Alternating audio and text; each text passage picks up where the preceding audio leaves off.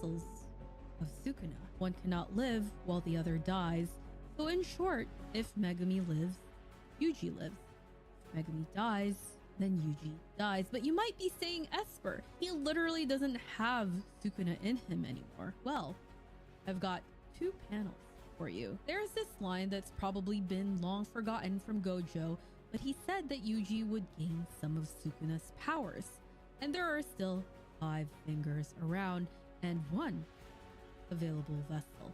Remember that.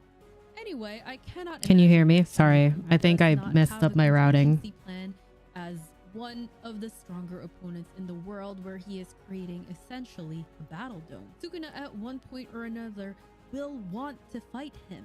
If you remember correctly, the binding vows he took with all of the ancient sorcerers became null. While that may is there audio on the video? So are any of his protections that were made with a binding vow, if any. So it's only logical to assume that he has a contingency plan. One of his greatest creations probably plays a part in that. But I don't think we'll see that until the merger with Tengen happens. If you're interested as to the full extent of Kenjaku's plan and what will happen to everyone when Tengen merges with humanity, click on this video. Sorry, over here. This video to get my full theory on that. I'll see you in that video. Bye. It was so stressful. Yeah, I did film this like literally at midnight before I flew to C2E2. Also, isn't this supposed to... Oh, yeah. Here. So, yeah.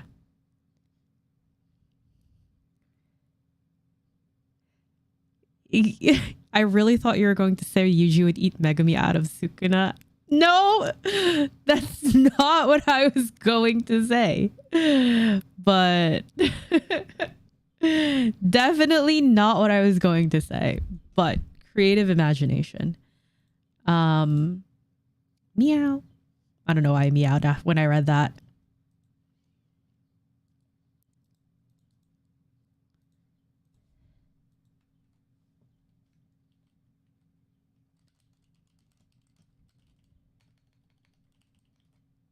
Ah. Okay. I'm going to close that out because I don't want to text type anymore. I'm lazy. Yeah. Ayo, what's up, Kaz? How am I feeling? I'm good. Thanks for asking. Yeah, I have just been so tired because of the fucking video. But genuinely, I feel way, way, way better now. Pink juice, thank you. Yeah.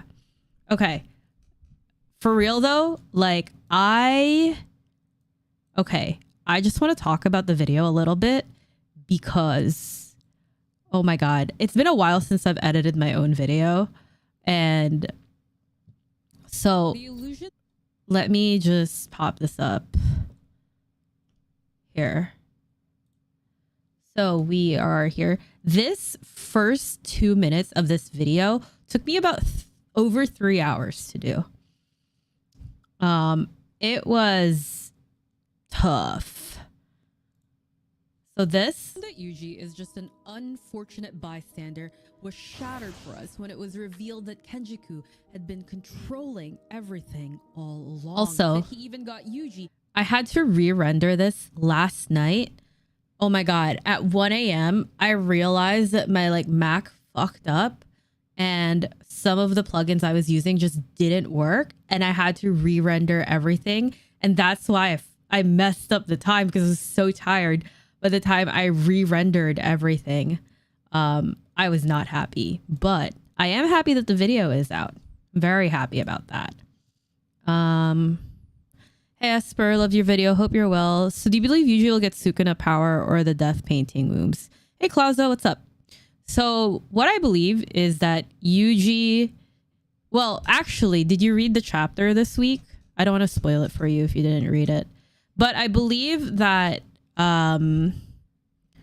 Yuji will eat the rest of the fingers to basically power him up. That's what I believe. I'm not sure if that came across super well at the end of the video, but yeah. Hey, Cassie. Thank you. I worked so hard on that video. It legitimately took me 2 months because I wrote the video. Then I went to C2E2, so I lost the weekend there, but worth it. And then I was just constantly editing, because getting this video edited would be very, very expensive, and I could not afford it. I'm up to date on the manga. Yeah, it's essentially implied by Choso that Yuji's going to just consume the fingers. Sorry, not the fingers. The Death Womb blood paintings, the rest of them. So I definitely think that Yuji's going to get some sort of power up once we get through this whole thing. But Gojo's coming back? Question mark? Like, Gojo's coming back. Hard work paid off. Great video. Thanks, Ramon. Introductions are always the hardest part of making a video, especially when it comes to analysis. Rather, if it's writing or editing, the introduction always the hardest from experience. Oh, yeah. Like, everybody always says that the first 30 seconds of a video is the hardest. It's true. I didn't realize this. Okay, I was going back to like my older videos. So I've been making videos for like, I don't know, a while now. 1 year ago. Has it really only been a year? Surely not, because this came out. When did this come out? Surely it's not only been a year. Has it really? It has to have been more than a year. Because I remember this video coming out in November. Probably November? No, here. Oh my God, I was way off. July 9th, 2021. Yeah, so it's been almost 2 years. It's been almost 2 years since I made my first video. And like, boy, was I bad at introductions when I first started. Oh, so bad. Also, I can't believe this video has gotten almost 3,500 views. This was sitting at like 1K for like a long time, and it looks like it's just gotten views over time recently. Which is nice. I want to make more evergreen content. Like, it was nice making chapter review videos. I think doing chapter review videos really helped me kind of like, I guess, establish myself. This was really bad. But establish myself in the JJK fandom. But I think more so now, I just want to make sure I'm making evergreen content, because that's really what I want to have on my channel. Like, I want to have things like what happens in the Culling games, and like how Jujutsu Kaisen let down its entire female cast. We were deceived about Yuji.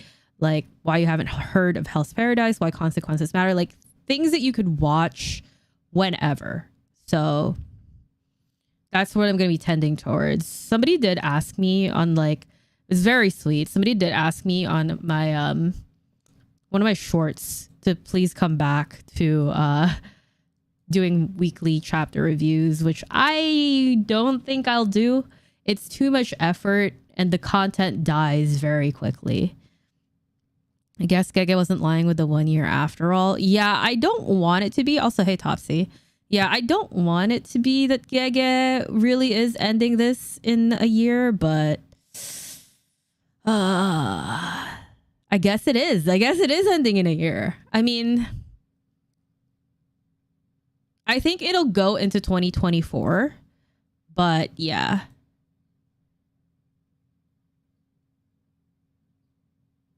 It's pretty clear at the end of the video that you lean towards the theory that Yuji eating the rest of Sukuna's finger indefinitely. Next 1 to 3 chapters, Gojo is coming back. That is wild. I didn't think I would be seeing Gojo anytime soon. Oh my God. And we got a little bit from Shoko as well. Oh God. Those sentences were a little bit confusing, but I think it was just trying to say that she'd never had any feelings for them and never would. Yeah, makes sense, because Gojo and Geto are literally legally married. Now, pretty sure it's going to be a depressing span of chapters when he comes out. Oh, yeah. I assume he's going to be furious is what he's going to be. But then also, like, he still has to face off with a guy that's in Geto's body. Ah! I'm fine. So, yeah. Hell's Paradise is amazing. I'm only on chapter 30. Hell's Paradise is great. I've been rereading. I'm up to volume 4 or 5 right now, but I'm gonna try to make my next video a Hell's Paradise video. So that's going to be hopefully good. There are a lot of topics I want to tackle in Hell's Paradise, but they don't come until after. So yeah.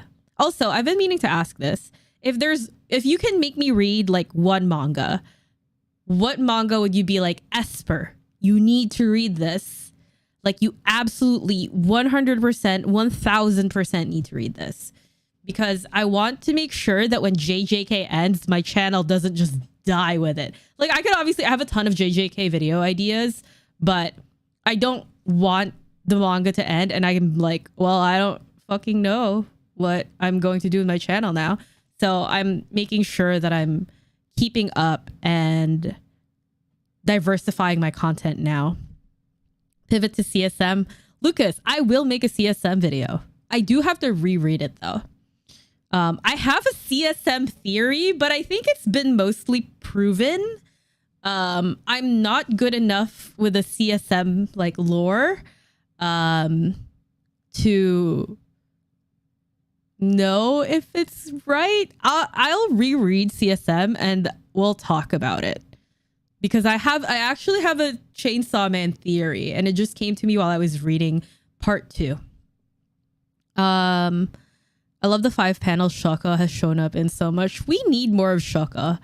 You've been killing it with the YouTube shorts lately. They've been very enjoyable, really fun to watch. The quality is top notch. Thank you. I'm pretty sure Gojo is coming back next chapter when the break for Golden Week starts in Japan. Cliffhanger. Oh, you know what? I haven't told you guys this, but I will be in Japan right after Golden Week ends for like 3 weeks. So I'm going to be making a ton, maybe. Let's not get I tend to get very like overzealous, but I'm gonna try to make Japanese like travel content. And I know that's like so far out of like my analysis thing, but I've also made my like convention videos and stuff, and I just want to make Japan content. But I'm very excited. I'm gonna try to go to Universal to go do the JJK stuff. Let's see. Sakamoto Days, Monster I think is on my list. Tokyo Aliens, I've never heard of that. What's your theory? I gotta know. We'll talk about it later, Lucas, because I don't want to sound like an idiot because I don't know CSM well enough.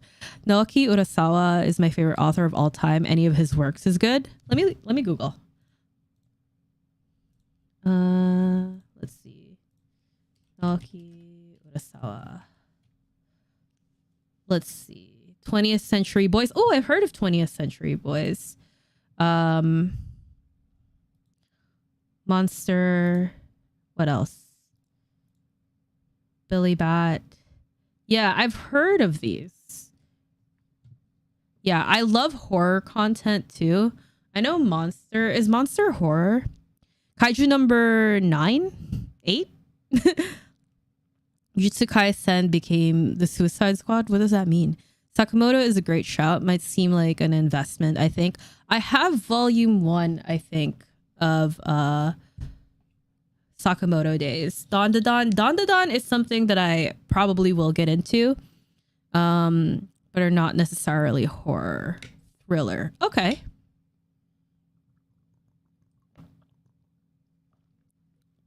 Psychological thriller. I do love those. I love those.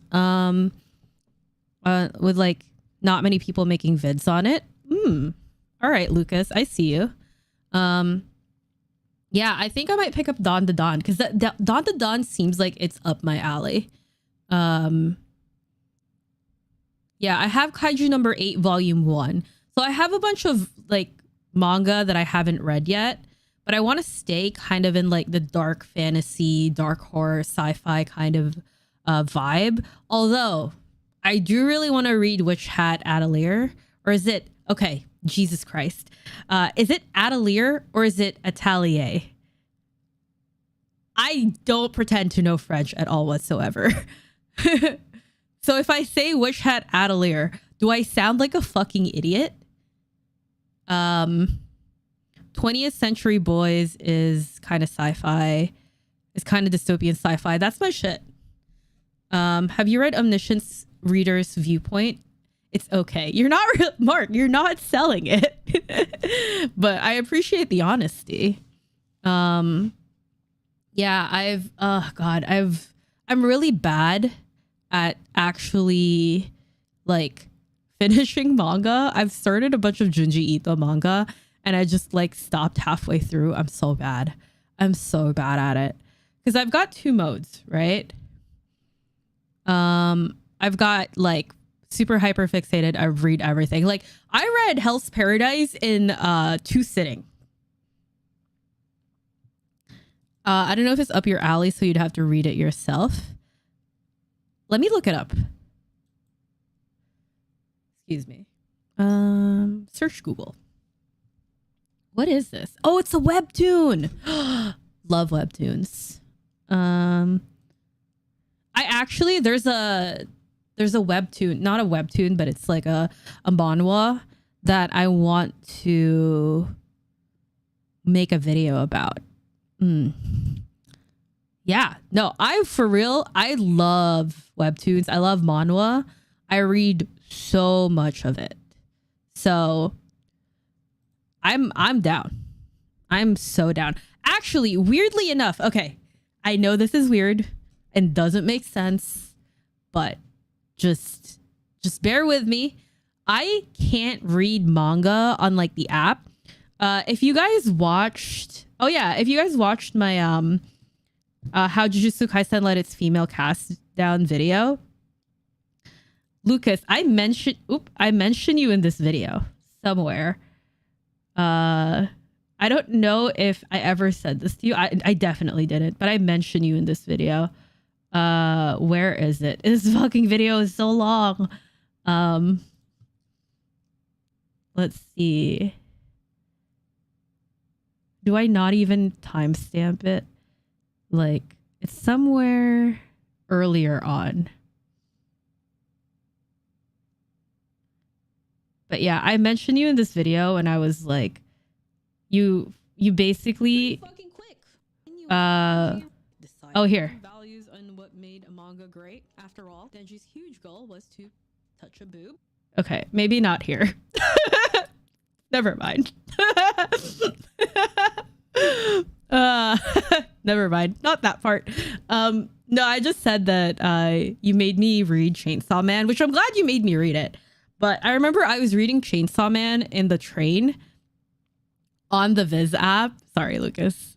You're great. I was reading it on the Viz app and I fucking hated that experience. I own all of Chainsaw Man, by the way. I have all the manga outside. I have it. Yeah, you every day in Discord were like, you gotta read this. You gotta read this. Have you read it yet? Are you finished? And I was like, no, Lucas, I'm not done with Chainsaw Man yet. But I am actually really glad I read Chainsaw Man, but the experience of reading manga in an app is just bad for me. I don't know why. Tokyo Aliens is really popular in Japan, just made English debut recently. Sci-fi. Ooh, yes. I love sci-fi. Oh my God. I can just feel my wallet emptying out.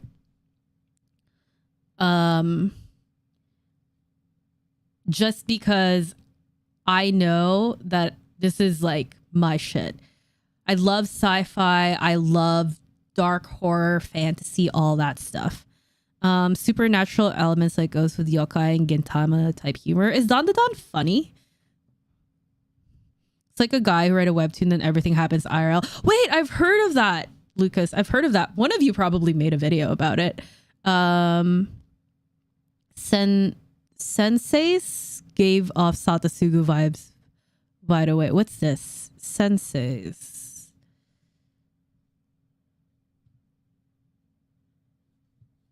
Is that just like the senseis gave off Satasugu vibes? Wait, what does that mean? Hey, Olympia. Don has some aliens. Have you read the new Hell's Paradise one shot? I have not. I have to read it though. But yeah, what I was getting at, long story long. I've been subbed to Manta for a really long time. And like, I think because, Witch Hat Atelier. No, I don't want to know who my 2D boyfriend is right now. But like, I think because the manhwas that I read are optimized for like web reading, I really like reading manhwas on my phone, but I don't like reading manga on my phone, despite the fact that like reading manga on my phone is not all that different, but I feel like you lose a lot of detail. I don't know. Am I just making this up? Am I like full of shit? Because I feel like there's way more detail when like you're reading manga, where you're kind of just like, this is meant to be consumed. Like this is meant to be consumed in like a bigger format. Is that just me? Am I weird? The Two Sensei and Wish Hat Atelier. Oh God, I can't wait to read it. I have a long trip tomorrow, so I might just pack a volume of Witch Hat with me and read it. Some manga are just criminal to read online, like Berserk, for example. Oh, I have Berserk. Okay, so 1 second. Hang on.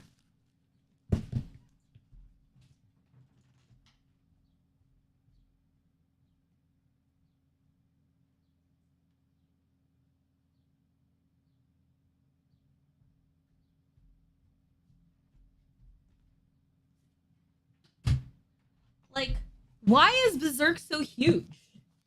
This is enormous.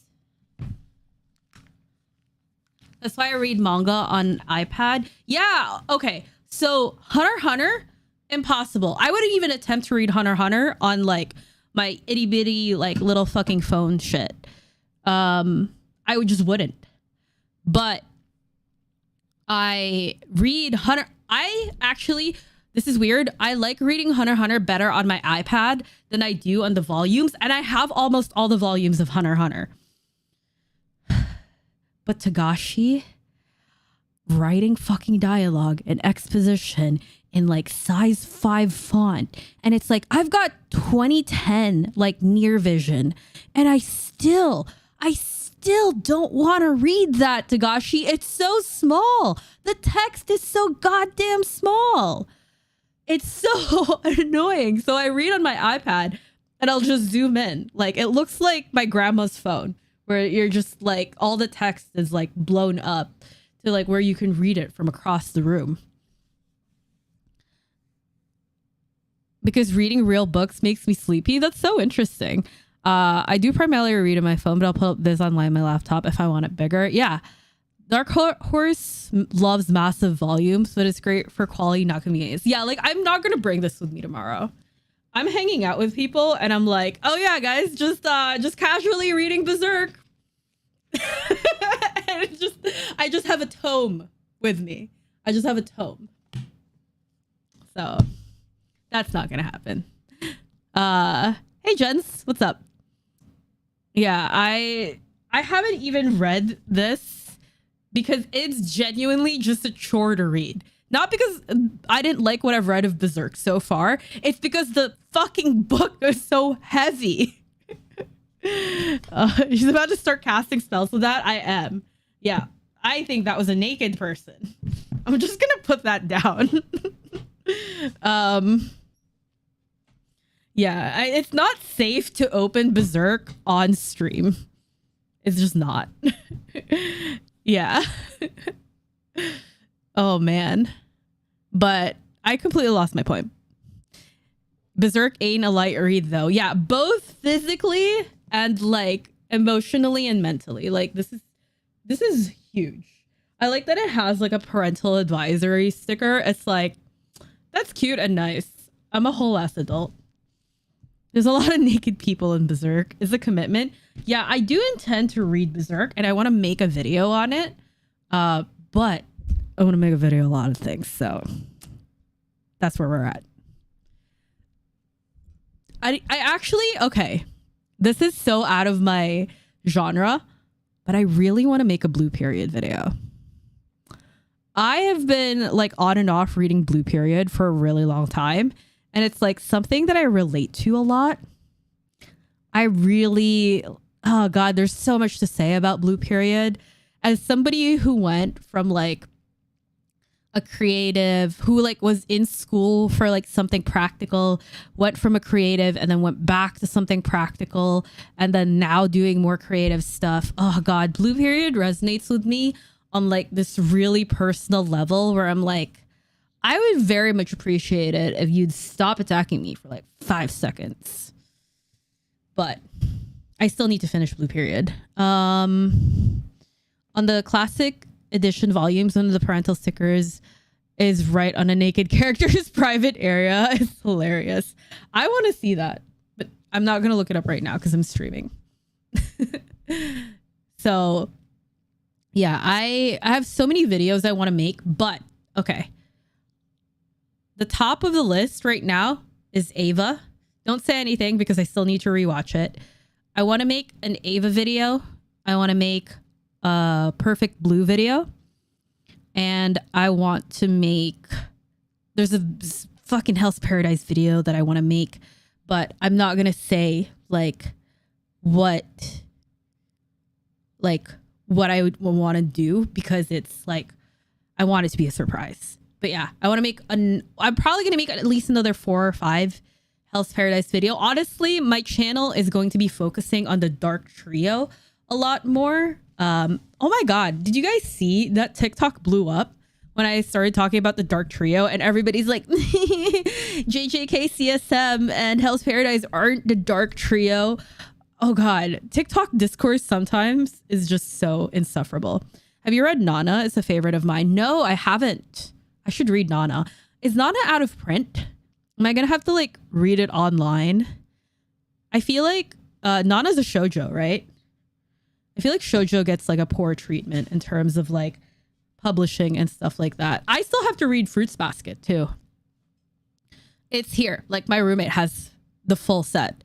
There's so much I have to read. I was starting to reread Yu Yu Hakusho, and then like I started reading all of Hell's Paradise. Ooh, I'm just talking about all the things that I want to do now. Doro Hedoro. Also, if anybody has any questions about the video, feel free to hit me up. I just started talking. I could talk for days on end. Like I could talk. There's a reason why I make YouTube videos is because I can endlessly talk constantly. So TikTok users have more than 20 IQ challenge. Impossible. It's true. Sometimes I just look at comment sections on my TikTok and I'm like, it's not even worth talking to this person. But also Twitter is worse. Twitter is worse than TikTok. Like TikTok at least has a modicum of like intelligence. Like there's signs of life there. But Twitter?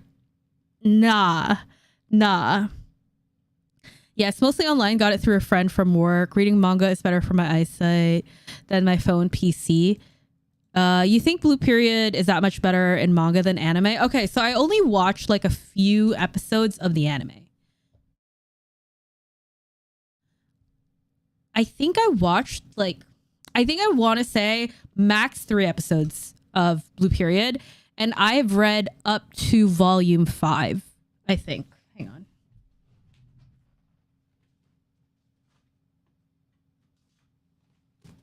Yeah. I'm on volume 5 right now.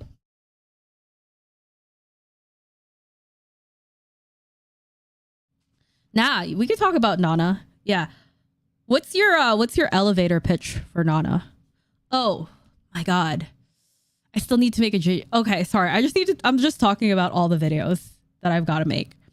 But yeah, there's so many that I want to reread. Like I want to write one video.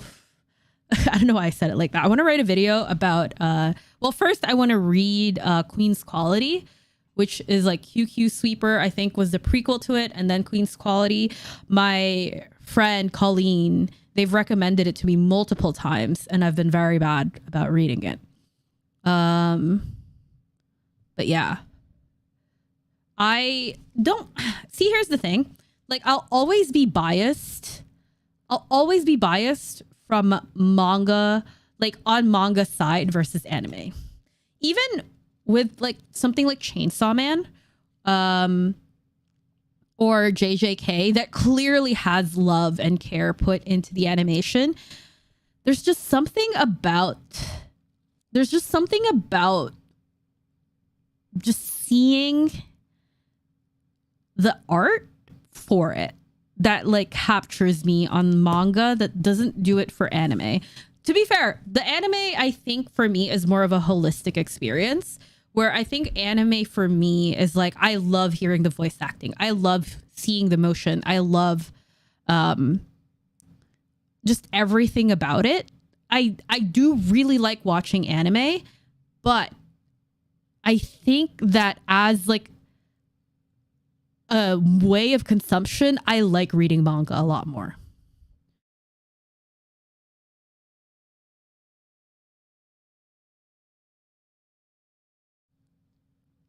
I have watched Attack on Titan. I think I still have to watch the last two Attack on Titan, like part 4, part 3 of 6, final season 4, whatever they've named it. But I still have to watch those last 2 episodes and then I'm done. Like, I used to watch it with my friends on Discord. Like, we would all get in a call and we would watch Attack on Titan together. So I'm basically caught up to Attack on Titan, except for those last 2. I wonder, will you have any content like discussion with any JJK tuber? Do you have anybody in mind? Yes, Attack on Titan, the final season, part 14, section 4, chapter 83, episode 2. Yeah. They did a terrible job. Like, I feel like that made people more tired. Does that make sense? Like, I feel like that made people more tired of Attack on Titan than it should have been. I think if they had just been like, all right, this is season 6, this is season 7, like, people would have been a lot more, they would have been a lot more receptive of it. But since they were like, oh yeah, this is Attack on Titan, like whatever, part 4, just call it what it is, you know? Like,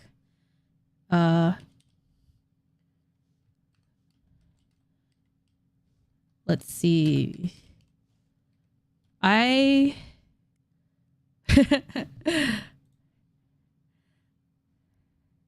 Also, I have to just like quickly go to the bathroom. So I'm putting the Wii Shop song on for you guys.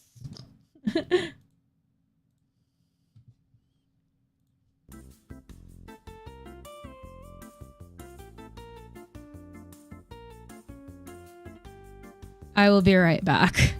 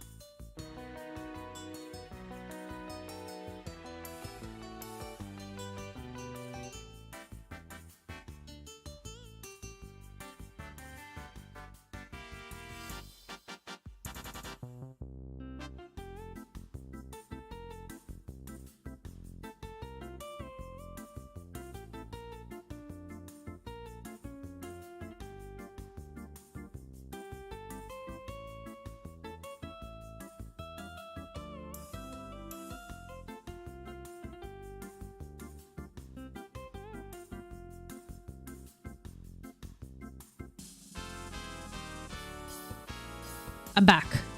All right, I'm gonna turn this off.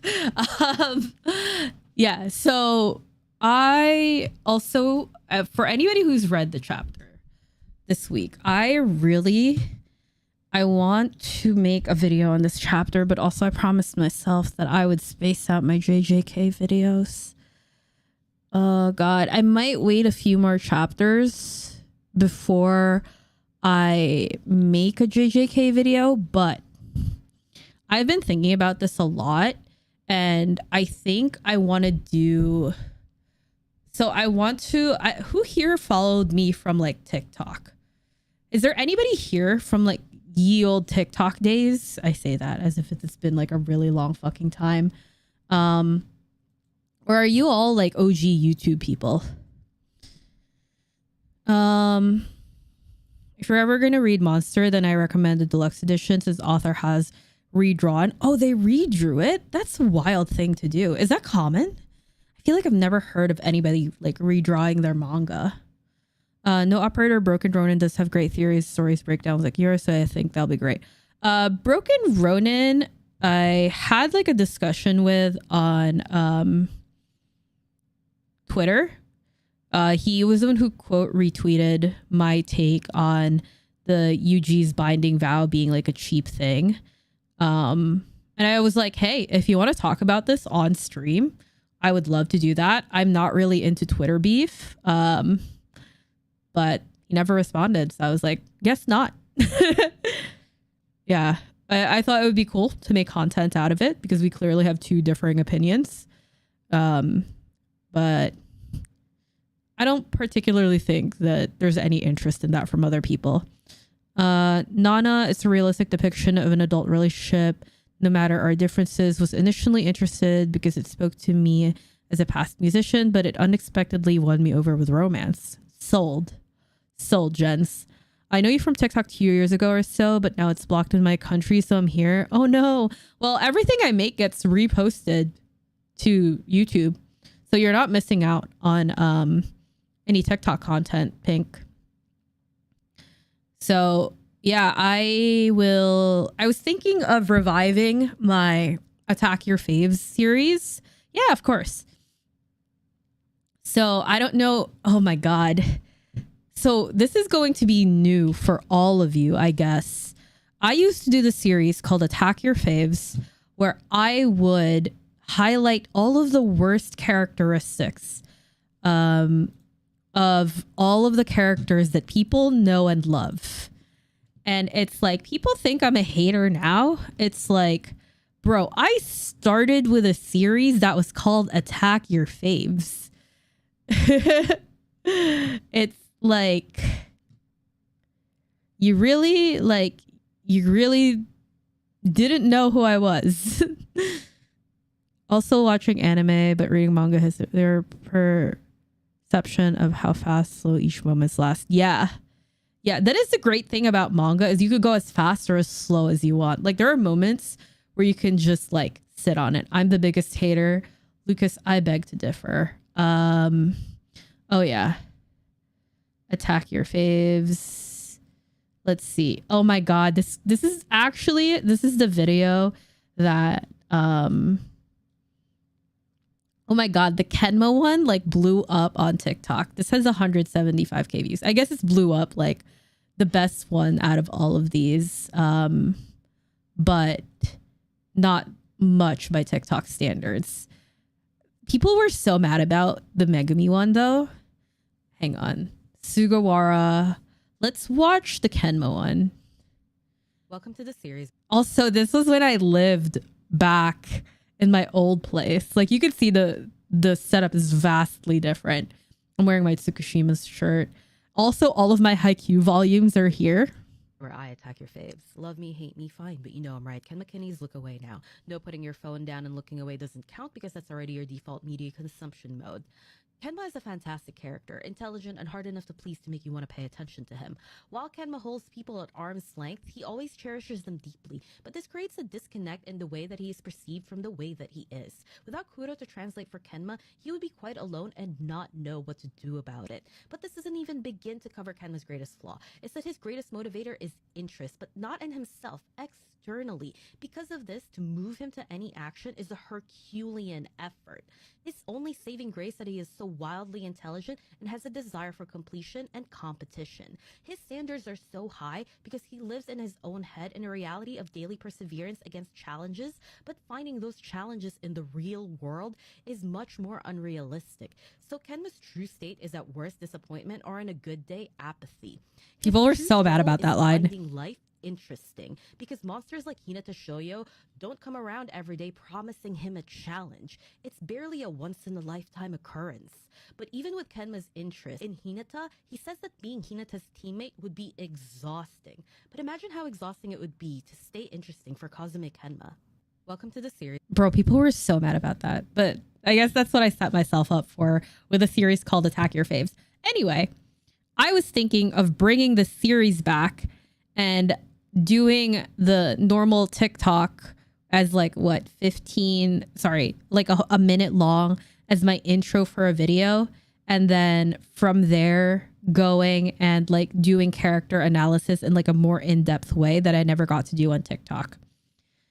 So I was thinking the first one I was going to do was, well, I was going to wait till the anime ended, but Sagiri, but also I wanted to do High School Gojo. And because the first one I did was Geto. When I was talking about all of the first video I ever made that I was saying I wanted to go back and do more of, it was like this video, like what Geto truly lost. So it's like I want to make more in-depth character analyses. Is One Piece better read or watched? Because I know some people who watched One Piece. I think most people actually I know watched One Piece and they didn't read it. Several episodes of watching boats sink to Fishman Island made me make the switch. Oh, okay. It's just bad pacing for the anime. I know some authors redraw a little for their volume releases. Yeah, I know Togashi has done that from like Jump to volume release has been redrawn, but I wasn't as familiar with redraws for like later releases. Get the character analysis was so good. Thank you. That was like my first YouTube video of that type, and I was so blown away by the response from people. That was genuinely what kept me making YouTube videos, because I was like, oh, people actually like the things that I make. Far better read. Okay, One Piece anime is so unbearably slow. You can watch until the time skip, but 1,000,000% read after that. Legit watched it twice or even more. Fujimoto has to fix the times he forgets Yoru's scar in the volume. That makes sense. Anime actually censored a lot in the beginning and the pacing is really bad. Oh, wow. Read it after the time skip. When is the time skip? Yeah, kind of trolled Sanji's backstory, made Whitebeard less of a goat in the Marine Ford. Yeah, see, this is my manga agenda. I'm just like, read the manga. I also, confession, I haven't finished Chainsaw Man anime. I read the manga and I was very satisfied with reading the manga. I know that I should probably read it's early episode 500s. Excuse me? No, surely not. Let's not talk about Wano because my lord. Oh my god. That's too many episodes. I think that might be like combined all of the anime episodes I've ever watched in my fucking life. Rewatch is not included.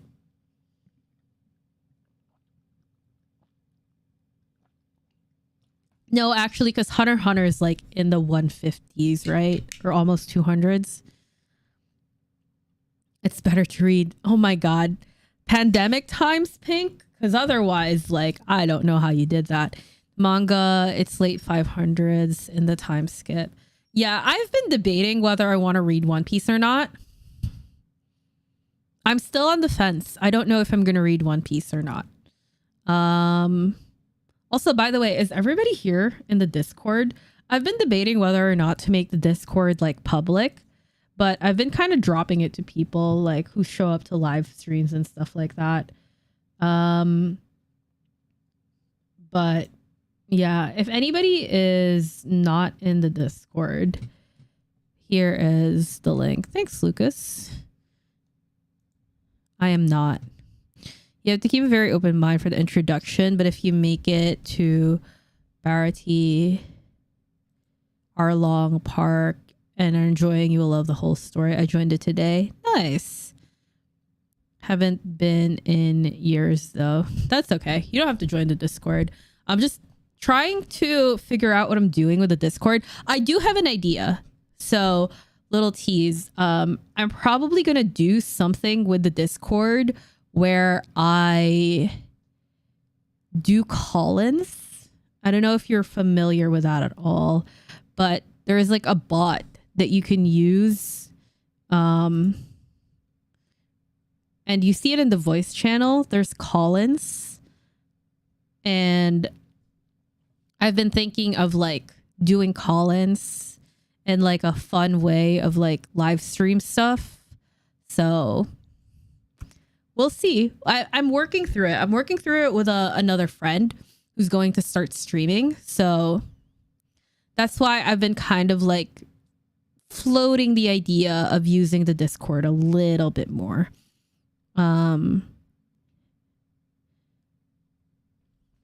Mihawk's debut. Yeah, I gotta decide whether or not I'm reading One Piece. Maybe I'll just read like the first 10 chapters and be like, okay, I like this or I don't like this. And then, okay, maybe 10 chapters is too few because that's like what, one volume? I feel like the creator will keep the main characters from the JJK movie alive and kill off a lot of the Shonen Jump current cast that Meyer just quote us for the magazines. I don't know. I don't know who's gonna live and who's gonna die in terms of like. I took such a massive L, didn't get the reminder. Oh no, I'm sorry, Reedwell. I did miss you. I was like, Reedwell's gonna be there. But it's okay. The video's up. You can watch it now at any time. Yeah, so I don't know. I don't want to make any guesses as to who's gonna live or who's gonna die in JJK, just because I feel like at this point it could go two ways, right? God. Okay, here we go. I've felt for a long time the JJK, if Akutami had his way, that JJK would end in an absolute bloodbath with kind of like a bittersweet ending.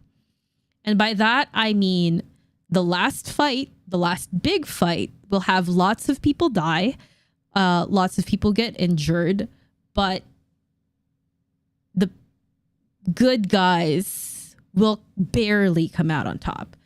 I think that's the ending, but almost like a Pyrrhic victory, so to speak. Like you lost so much to get here. I think if Akutami had his way, that would be the ending. But Akutami does have editors, so I don't think that will be it. I don't think that will be what Shonen Jump is like. Yeah, do it. Same impression. I would feel so coherent. Yeah, bittersweet, but actually very bitter. Yeah. Stone Ocean type ending. Haven't read Stone Ocean. I did watch Super Eye Patch Wolf's video on it. But I did not read Stone Ocean. I stopped when he started talking spoilers. So I actually, anytime like John makes a video, I'm like, fine, I guess I'll fucking read JoJo part 6. Which means that I would also have to read the rest of JoJo. Who here has read JoJo? Do you recommend it? Because an ex tried to get me to watch JoJo, and he said, skip parts 1 and 2 and start off in part 3. So I followed what he said and I didn't like it. I was like, what the frickety fuck is going on? And I don't know if it was just a bad decision to skip like parts 1 and 2 and go to like part 3. But yeah, I don't know. What does everybody here recommend? JoJo is a very unique, Gege is such a Kuba fan, so I don't know. I just hope no one is going to get married. I will only accept Gojo and Geto getting married. That's it. That's all. They were in English, so I couldn't read them clearly. I'm from Denmark, but that along with the English version of Ranma half or 1 out of 2. That's one birdie made me hooked on manga. How did you get into manga, gents? Is like, sure, is there a big manga culture in Denmark? Because I know there's like French culture, like manga culture in France is like pretty big. All the parts are so good, but you have to be in the mindset. I only enjoyed JoJo because I was in high school and had followed it up to the OVA. But once he gets to part 6, I thoroughly didn't like it at all. I only enjoyed watching it than reading it. This was a bad decision. Started part 4. Only watched JoJo until Morio Cho season part just 4. I recommend JoJo's. I didn't skip the first 2 part when I watched it, but you can kind of skip around. Each part has its own protagonist. It's niche at best. Was popular in the mid 2000s. Okay. I always wonder how people from like countries and like places who don't have a strong of like a manga and anime culture like get into it, you know, because it's so much effort, right? It's so much effort to find this shit, especially back in the 2000s. You're like, you gotta pirate everything. Like there was no Crunchyroll. There is no like Funimation. You can't just stream shit like on demand, you know? I'm always so curious about that, depending on its tones and themes. So if I was like, all right, let me just read part 6. Can I just read part 6? I don't recommend skipping parts since so many things look even more confusing than they already are, which is very confusing for JoJo's. All right, Topsies. So should I just start from part 1? If I were to like, if I say we're like, I am committing, I want to get into JoJo, would everybody just be like, all right, you got to start on part 1? Parts 1 and 2 might be a bit difficult to read. I found the anime versions more interesting. Nowadays, you can only get manga in English. In the mid 2000s, there were 80 to 100 translations from English. That's weird that it kind of regressed, gents. Yes, start from part 1. If you like vampire, goth, Victorian aesthetic, then part 1 will at least be fun. I actually do really like that. I really liked, oh God, I hate this, everything about this. I really liked Vampire Knight until I found out it was her brother. Sorry for the spoilers, but it's been like decades. I was so into Vampire Knight when I was in middle school. I was so into Vampire Knight. And then I found out that it was her brother all along. And I was like, why? Why? Sorry, I'm still not over that. It's been literal decades and I am still not over it. Talking about JoJo is weird because part 1, 2, and 3 is a trilogy, and then part 4, 5, and 6 are only connected to part 1, 2, and 3 and not each other. And then part 7, 8, or 9 is its own universe. So yeah. Yeah, JoJo is basically 3 different series with those loose connections. That's so confusing. Is everything about JoJo confusing? To make it clear, young people know what anime and manga is, but most adults just think it's cartoons. Yeah, to be fair though, like the Philippines have a really strong anime and manga culture because Japan is literally like a hop, skip, and a jump away. But my grandma and like my uncle, I was raised by my grandma, they just let me watch Ava as a child. I'm like, now that I think back to it, I'm like, Ava is not for children. Just not. So yeah, I don't remember most of it. So I've got to rewatch it. Nobody spoil it for me. But I've got to rewatch Ava because I watched it at such a young age that I think I've just either like deleted it from my memory or like it was so traumatic that I was just like, all right, pack that away and dump it in the garbage. Let's see. First Vampire Night, then Twilight. I believe you also mentioned in one of your videos you were a huge Twilight fan. Damn, Devin. Yeah, I am. Well, I was.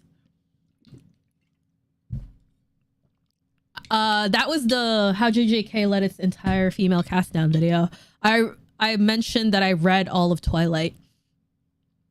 Yeah, I read all of Twilight. I wasn't really a big Harry Potter fan. It's so up my alley, but for some reason, like past the fourth book, the fourth like movie, I just couldn't get into fucking Harry Potter. But, you know, J.K. Rowling turned out to be a turf anyway, so whatever. What the fuck? Blessed upbringing nonetheless. I saw Ava on TV when I was 12. Yeah, you know, Pink knows. The deletion was protection mechanism. 100%. But now I gotta rewatch as an adult. So yeah, I don't know. I wouldn't recommend skipping, but I don't absolutely have to go through each and every one. You don't have to go through each and every one. Okay. Go into JoJo's with all logic turned off. A whole different experience any other verse. Yeah, JoJo's ass pull the anime, but it's fun nonetheless. That's a fun little phrase. Yeah, I remember when I watched part 3 and I was like, why is he smashing the Polaroid cameras? And why does this 15-year-old look like a grown-ass man? As somebody who owns multiple Polaroid cameras, I was like, hold up. I take offense to this. I take full offense to this. So maybe it was best to start with part 3. JoJo is just camp. Honestly, that's probably the perfect way to describe it. Because if you just say camp to me, it makes sense in my head.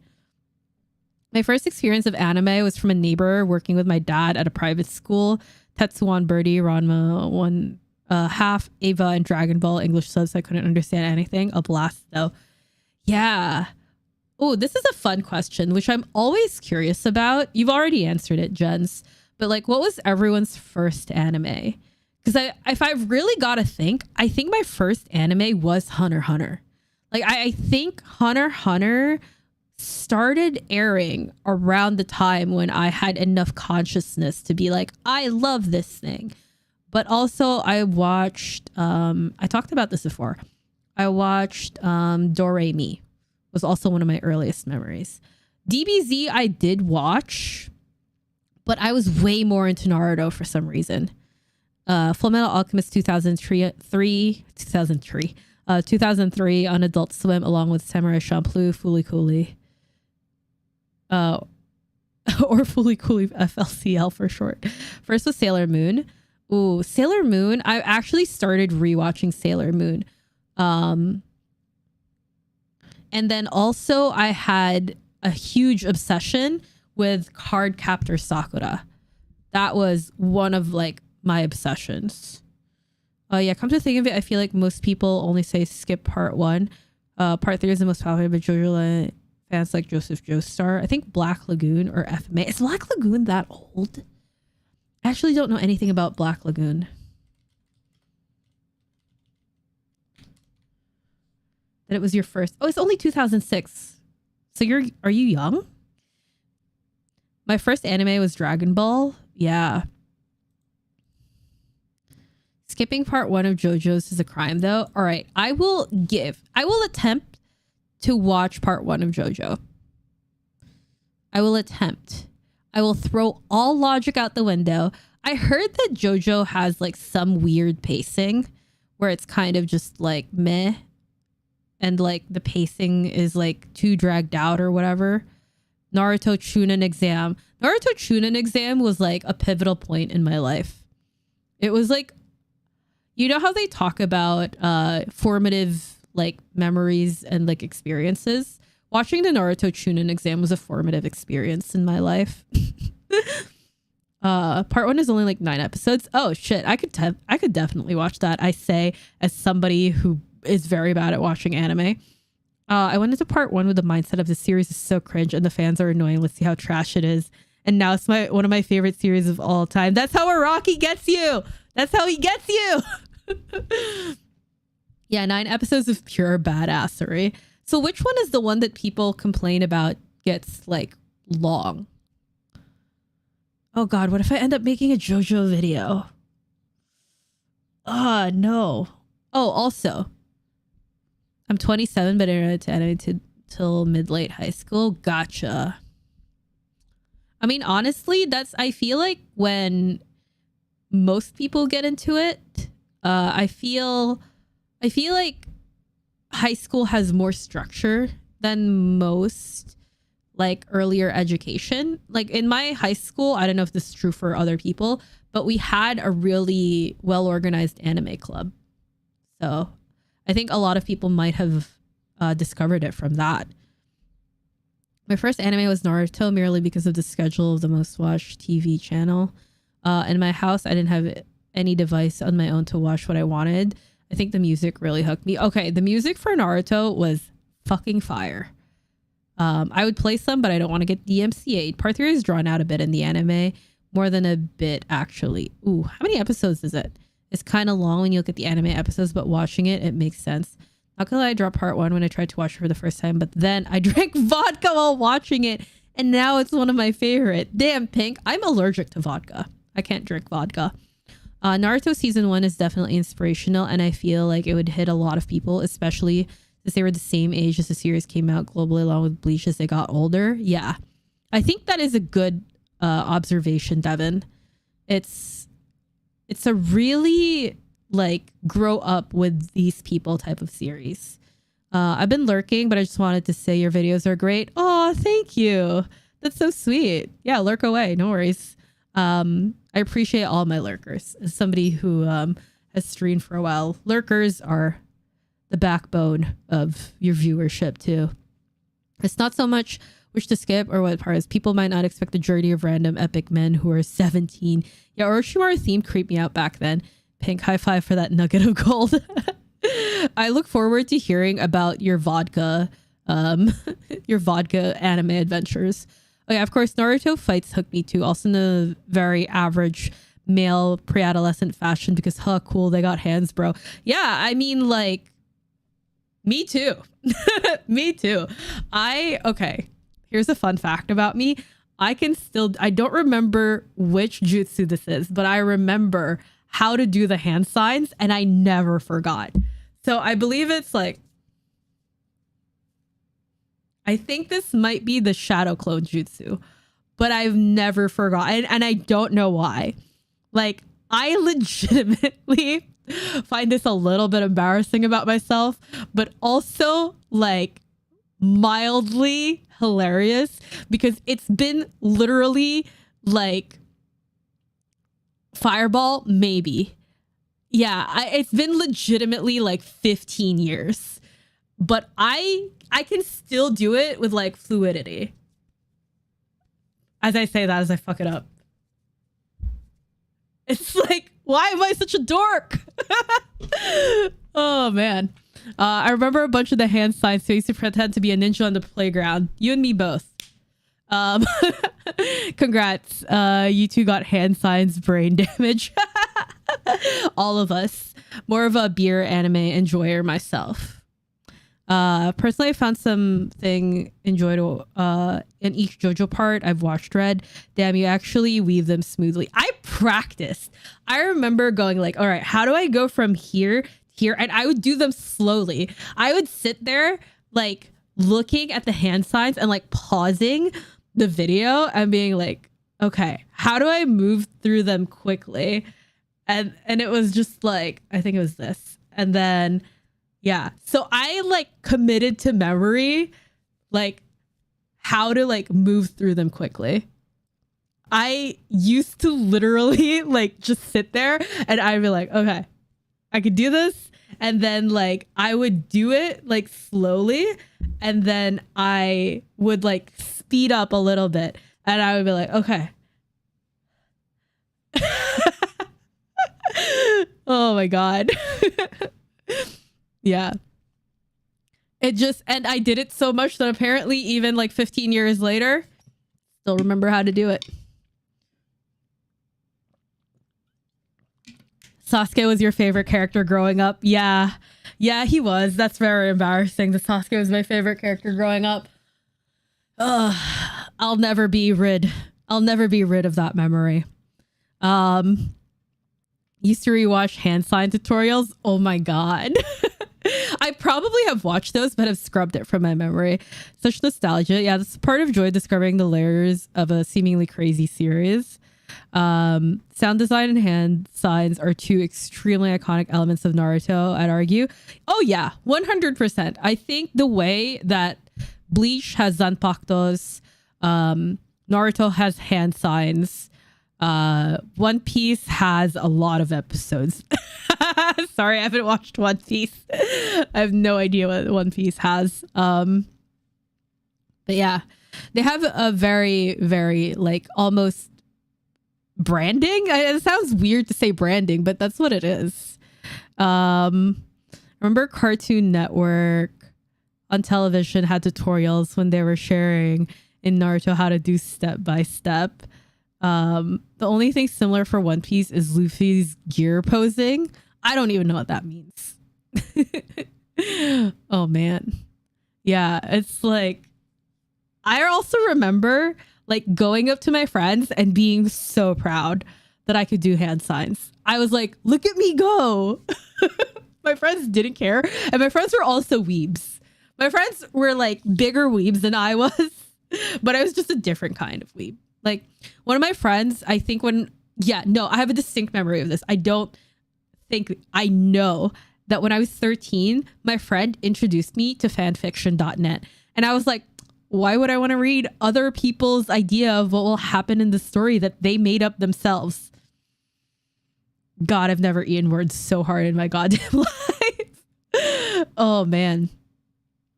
I never thought I would like really get into anime and like fan fiction like that. One Piece, Gears, Naruto, hand size, Bleach, Bankai, Dragon Ball Z, Blondes. I mean, you're not wrong. I'm glad I never cared for fan fiction. Saved me tons of later embarrassment. Nah, dude. Okay, here's the thing. I didn't try to go Gear second. Don't know what that means. There are some really good fan fiction writers out there now. Like, there are people who are like in their late 20s and like early 30s, probably even older, like writing fan fiction, and they're like, this is what they do for fun, but they're like clearly very good at writing, like way better than your average person.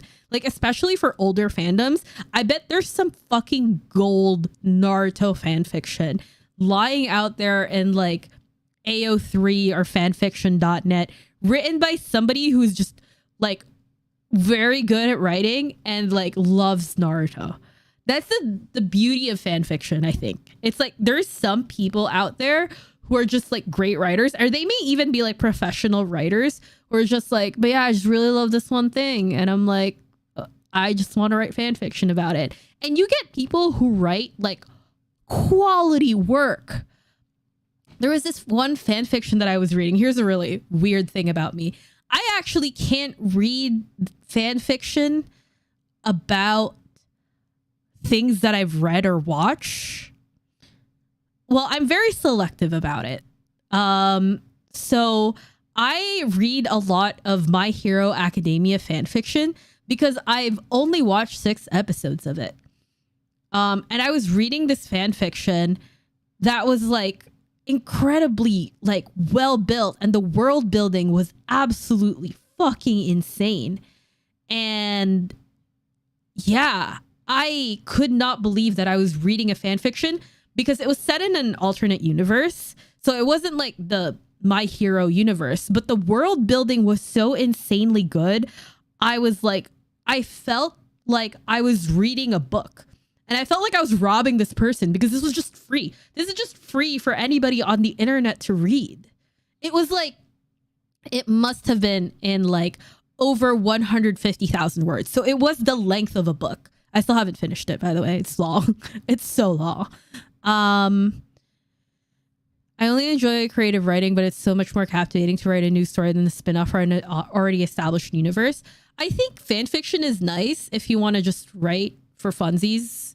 Well, no, I think people have different motivations for writing fan fiction. I think there are people who really just absolutely love the characters or the world, and they want to immerse themselves in that way, the same way that like fan artists like, you know, drawing their favorite characters, drawing scenes from like anime that they've thought up, doing like comics and stuff like that.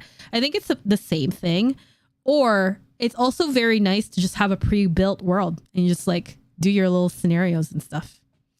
I have enjoyed some fan fictions for DBZ and Ranma, but yeah, I can get out there. Oh yeah. Fan fiction community is wild. But you know what? Let them be wild. Like, I've never come across any spin-off like fanfics though. Exploring what if story potential. Yeah, I think that's a little bit harder. I think getting fanfic writers who explore closer to canon, from my experience, has been a little bit harder to find.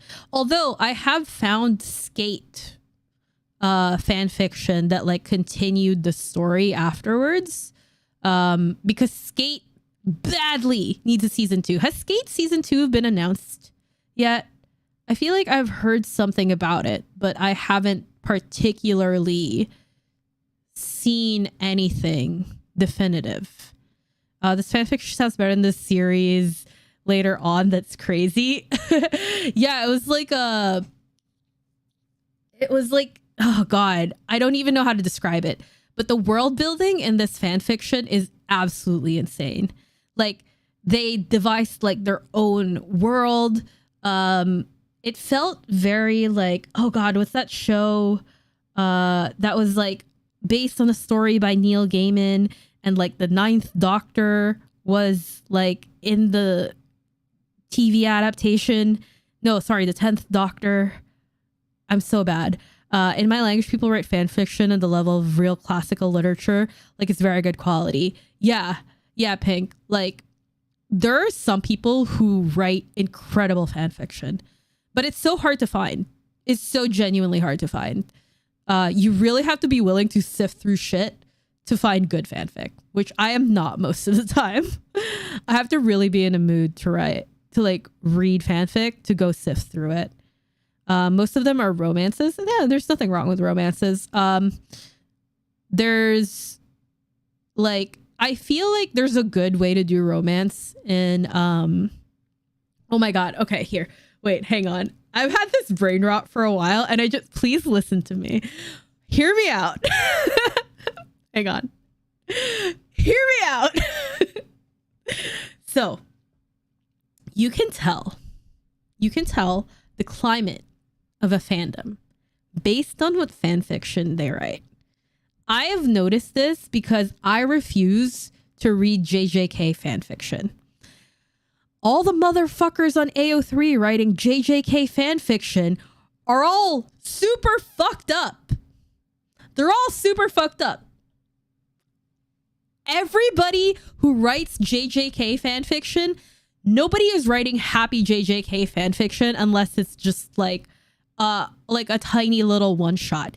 Every time I've tried to find JJK fanfiction that's like even anywhere near like neutral, no, not happening. All the people writing JJK fanfiction are writing like brutal, horrible shit happening. And I'm just like, I can't read this. I don't want to read about people suffering. I just don't.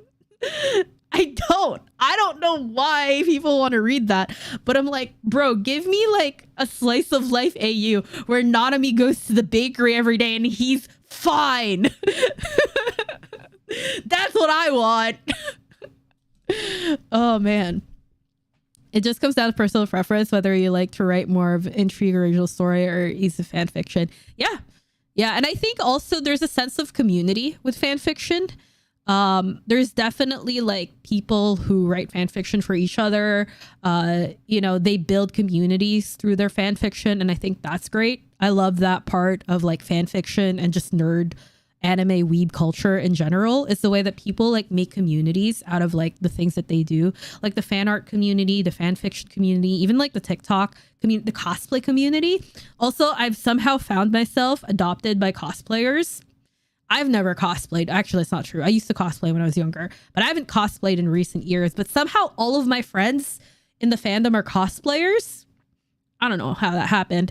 But I love all of them. So there's a teaser for Skate the Infinite season 2, but it's been about 2 years since that. Oh God, I took damage from that. And there were real silhouettes of the characters, very similar to Yuri and Ice movie never getting a release. No, God, I can't believe Yuri on Ice never got a season 2. We were robbed. We were robbed. Every fandom has a really unique, not in the good way, people like that. It's just some are louder than others, like CSM and JJK. Sukuna and Kenjaku play board games together forever. I've cosplayed Kenjaku and Toru from JoJo's Part 8 for Halloween. It's pretty fun. I want to get back into cosplay, but I've got to pick my battles, man. Like, this video took me 2 months to finish. So it's either you guys get really, really in-depth JJK videos or I start cosplaying, which I'm not going to do better than other people. So I should just stick to the videos. I think that I can make really good videos, like better than other people, but I don't think that I can cosplay better than other people. Mostly not for anything particular, but my passion is in writing analytical videos. It's not in cosplay. Like, cosplaying would like be a fun thing for me to do. Maybe I'll do like Geta or something because I've got long hair again before I chop it all off.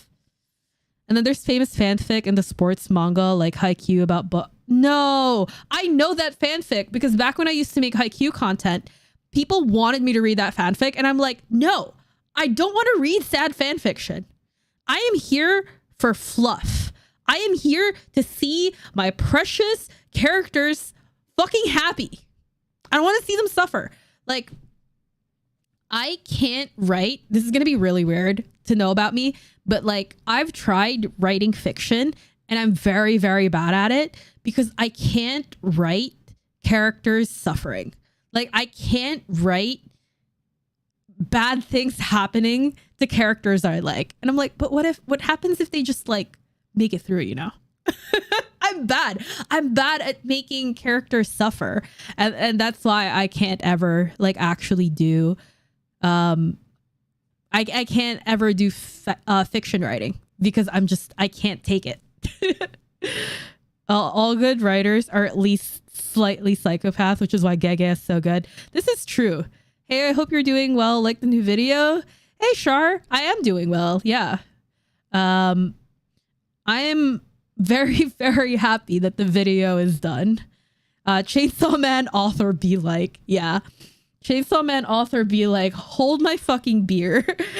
You said slightly psychopathic? Well, let me raise you. No. I think Fujimoto,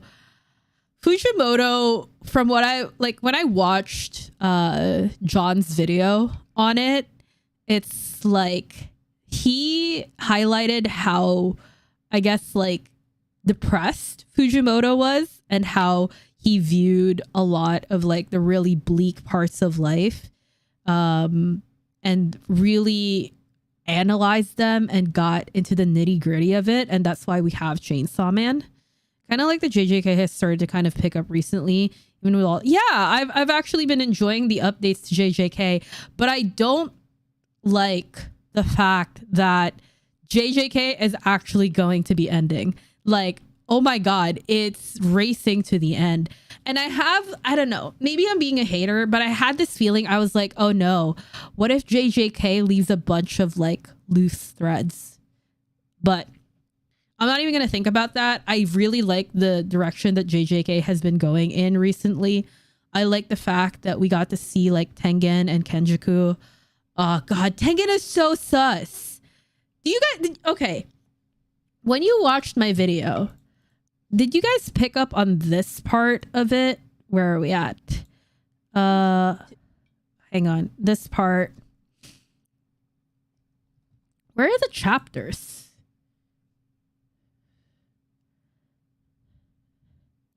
Plan for Yuji to be replaced.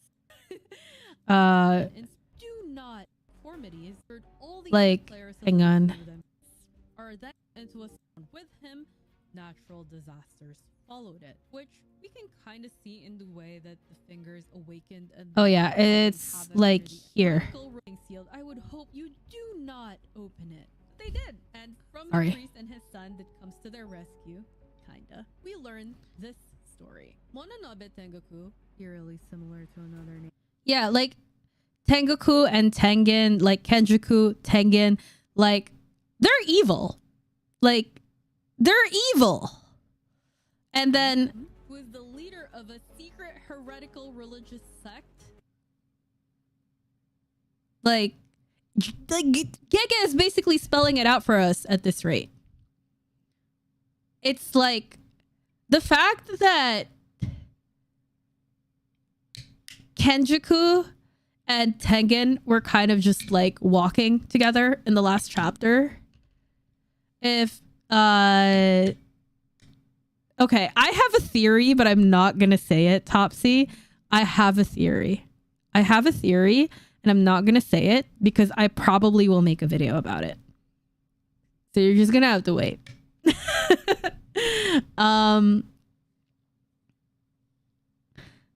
Going to bed soon, almost 2 a.m. Oh, thank you for hanging out, Jens. If you're a fan of fluff, then try Tonari Naseki, Master of Killing Time. Great content as always. Thank you. Thanks for hanging out. We'll look that up. Okay. I do love, oh my god, Food Wars. Love Food Wars. I was very obsessed with Food Wars during the pandemic. JJK Loose Threads means JJK Part 2 Copium. I'm finally invested in care what happens. I've just been keeping up for the sake of Hikari, of it since Hikari fight ended. I'm kind of there with you, Sharma. I really, at this point, I'm becoming more and more invested as to what happens. And I'm starting to get that like spark again. And I know, here's the thing. Like, I know every series goes through its rough parts, right? I know that it's not always going to be up and up and up and up. But I think there's just a really rough part of JJK that we just went through. And not in the this is build up sort of phase. Like in the this was not great writing because Gege was trying to race to the end and get to the part we're at now. And it feels like we're finally getting to the part which Gege wants to actually write. Maybe I'm reading too hard into this as somebody who's like been critical of the series recently. How do you guys feel? Because I feel like we are now approaching the point where Gege actually wants to write this part of the story. Because I know when I have things that I want to write, fiction, I just like to speed through whatever else. Like I'll write an outline of like the events leading up to whatever I want to write about. And then I'll spend most of my time, the bulk of my time, writing about the thing I'm actually excited about. I like Gege's take on the traditional tournament battle royale arc. Tengen isn't necessarily evil, just doesn't have a human moral code. I want to say something, Readwell. I want to say something, but I gotta save it for the video. Sorry. I gotta stop screaming into the mic. I feel like JJ came from a typical shonen during the Calling Game arc when it came to love it due to it not being a typical shonen, in my opinion. I think that was the greatest strength of JJK. I'm with you there. It might have just peaked the Shibuya arc. I don't believe so. I think we're gonna get like a good arc out of this. Spoiler, reader advice: Kenjaku and Tengen are walking side to side in the next chapter because the former is controlling the latter. Is that actually it? Sorry, I just read that out loud. I just think that what JJK would put me down when it ends in the unutilized characters, but hey, I guess just fan service at this point. I just want to see Kashimo knock Sukuna out. Well, don't know if that's going to happen, but I'm rooting for you, Readwell. Yeah, Tengen's eyes being black kind of confirmed she has no free will anymore. It'd be very weird and pointless design change otherwise, By the way, I wouldn't recommend Vinland Saga enough. The anime is season 2. I feel like you would absolutely love the series. Season 1 is nothing special, but this current anime arc is so good. Yeah, I've heard a lot about Vinland Saga, and I want to read it / watch it. And have you read the manga, Sharma? Annie, hi, how's it going? I just finished watching your video. How'd you like it? Be brutally honest.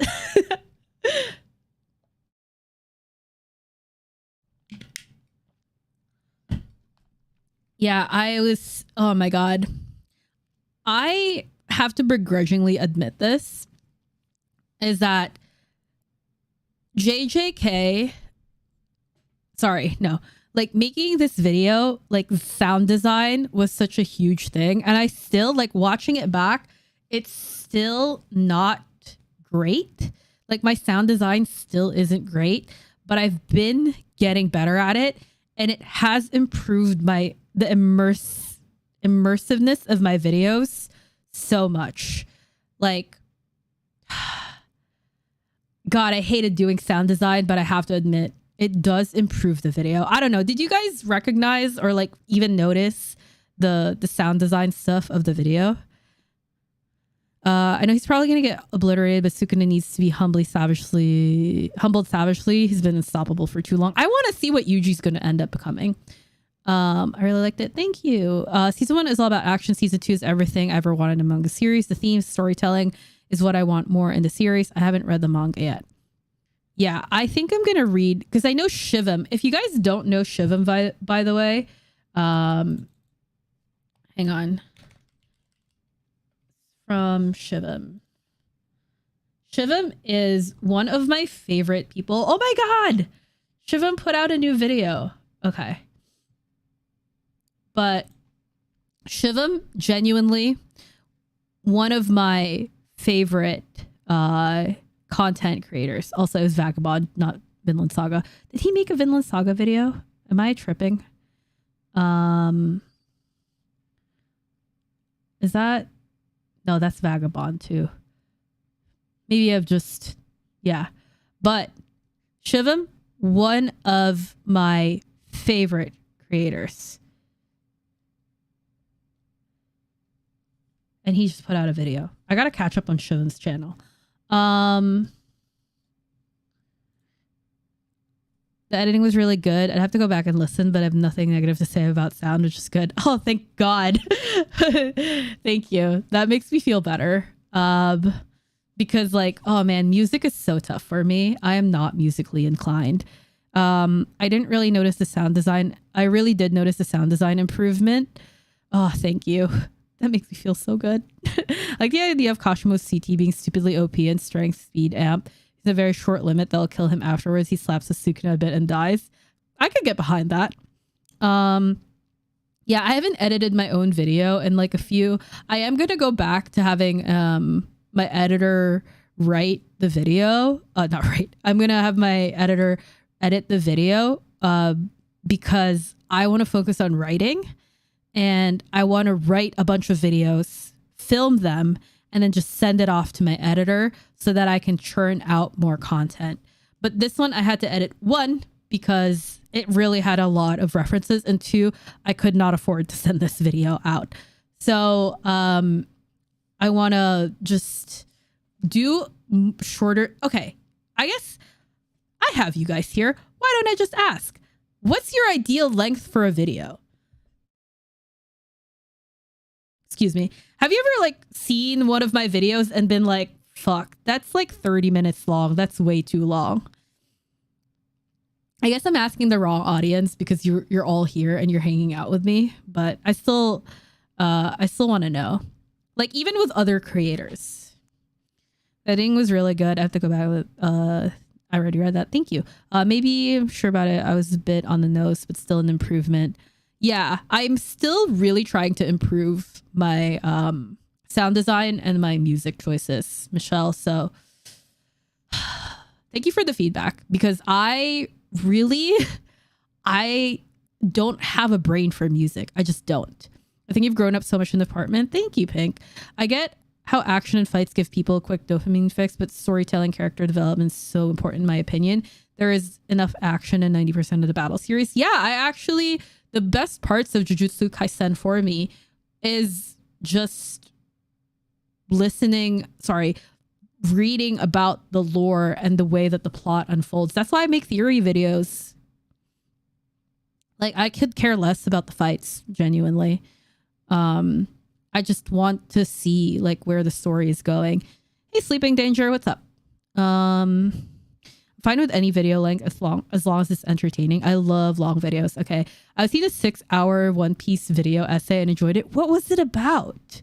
I love long videos. Okay, it seems like I'm actually like in the right here of like putting out longer videos.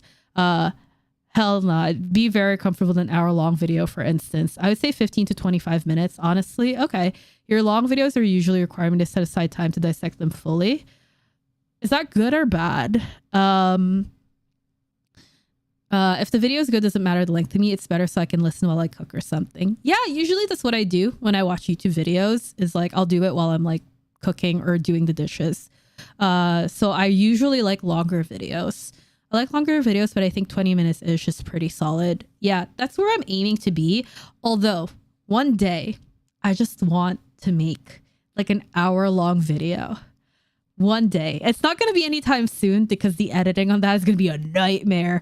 But one day I just want to make an hour-long video that's just like a fully comprehensive video essay on something. And I actually have an idea of what I want it to be, but I'm not going to say it out loud right now because I don't want to go back to this and be like, hey, bitch, you didn't do that. Like, I don't know, like 2 years from now. It covered the anime. It covered the series as a whole. Question, have you read 220? I have read 220, yes. I made sure to read 220 before I went live today. Season 2 of Vinland Saga has blown my mind. I like it so much. I actually want to make a YouTube video on the main character, Thorfinn. However, I don't have the bitch to put myself out there. You know what? Just make the video for yourself. You don't have to post it. Please make a 2-hour-long video. Maybe at the end of JJK, a full analysis of the series would be good. I could do that. Yeah. It would be a nightmare to edit. I love watching long videos more than short videos when they're a discussion. Yeah, I like being able to like, especially with videos like this, I will like look at the comments like for the next whatever amount of weeks, you know? Like I will go on these videos and like I'll look at this page and like look at the comments here. Let's see, how's this video doing? Okay, it's gotten 194 views. Okay, so here's the thing. This video got 82 views, which I accidentally fucking went and I accidentally fucking made it go live, so I had to re-upload it. I was so upset about that. I was so upset about that. I hope that the people who saw that video like rewatches this video, or like at least puts it on their second monitor or something. But you know, hopefully it'll get like traction and people will go and see it. Who's like, you know, not necessarily like people who are in my immediate like target demographic of the people who would be watching my videos regardless, because I usually get like at least 1,000 views on a video. Let's see where we're at. We're at 6 out of 10, which is like okay. I would hope that this video hits at least like, I don't know, 3-4K views. Obviously I want my videos to do better than that, but realistically at where I'm at, I want it to hit 3K views.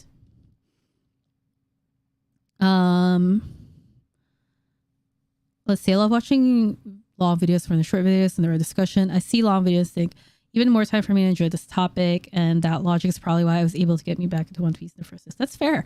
Long videos in terms of views slowly escalate, but have more potential in the long term, whereas short videos shoot up faster. Yeah, you're right about that. Because that's like, I think about this a lot, and I'm like, and I guess this is a good question to ask you guys, because I'm a relatively unknown creator. All things considered, when you see like my videos, like when you saw my videos for the first time, like, why did you click on it?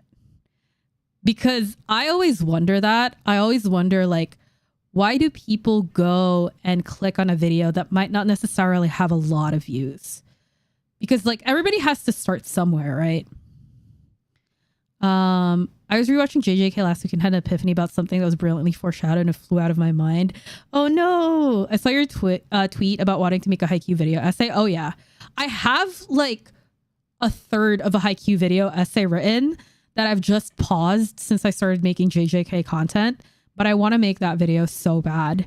I watched it earlier, but we'll rewatch. Oh, thanks. Thanks, Sleeping Danger. I was sort of scared Yuta was nearby Sukuna, but I'm glad to see he's with the other characters. I don't think Yuta stands a chance against this version of Sukuna. I don't know.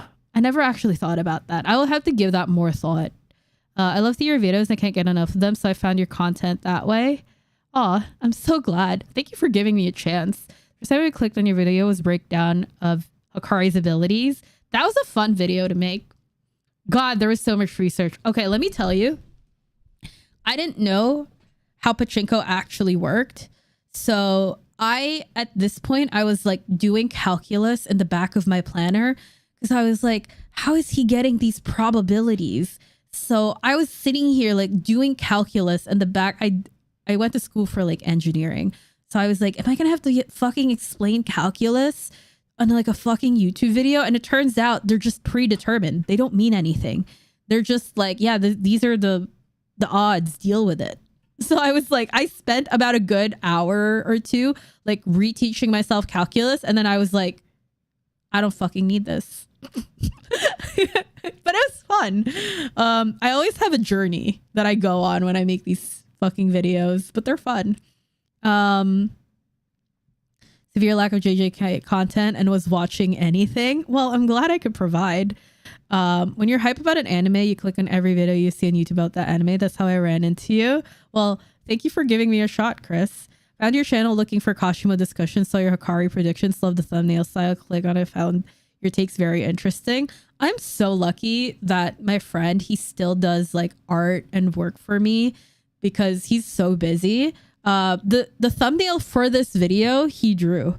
Obviously I pay him, but like he is so wildly busy and he could definitely take on other clients, but he still takes my work on. And that's like this. Hang on, let me show you. So this video, this first video that I did on Hikari, he helped me clean up these assets and I like spent so long making this video. God. And then I started doing this type of thumbnail and started experimenting. I find these thumbnails now a little bit too busy, but I do want to recapture that sort of feel, but in like a more refined way, if that makes sense. Because like I think there's a certain charm to these thumbnails, but I also want to make them feel a little bit more professional. That's why, dude, when I got this thumbnail commission, like this one, what happens when the culling game ends, I was so happy with this. Like he did such a fantastic job of drawing exactly what was in my head. I was floored. Also the how JJK let its entire female cast down. This was like a pose that I just had in my head with like the arms stretched out and like the head tilted back. He does such a great job. This one too, it's like I usually just give him a vague like sketch. Like I would literally just do a kindergartner sketch and I give it to him and he turns it into like amazing fucking thumbnails. Let's see. When season 2 comes out, I'm sure you'll get a lot of views. Yeah, I gotta grind content for season 2. Let's see. Found your channel looking for Kashimo discussions. Saw your Hikari predictions. Love the thumbnail style. Usually simply him will find a way to beat Megumi. If it weren't for the funny man 8-handed sword divergence, so divine General Maharaga said Yuta could beat current. Not with that guy. Yeah. I think if anybody has a chance, it's Yuta, because Yuta is the most adaptable because he has so many curse techniques stored up. Hey, Andrew. No worries. I'm just reading through chat. Bro, I skipped the page of Hikari explaining his anime. I just went vibes and waited for a video to explain it. I hope my video was helpful. I'm glad I came across your YouTube channel, as I used to be a huge fan of JJK at one point. I wouldn't say I'm a huge fan of JJK anymore, but I'm definitely going to keep up with the series. What's your big thing now, Sharma? Yep, I just need to know he gamble, and if he win, he get infinite CT, then move on with the fight. Cursed energy, not CT. Yeah. Kashimo fight was golden age of new JJK channels, not gonna lie. Yeah, I just so happened to be transitioning out of TikTok into YouTube at that time. I had a lot of issues with content being taken down or like not being able to be posted because of copyright strikes when I first started YouTube. And I eventually found out like what the rules of engagement essentially are in terms of like putting content into your videos, especially anime content, because it's much easier to detect.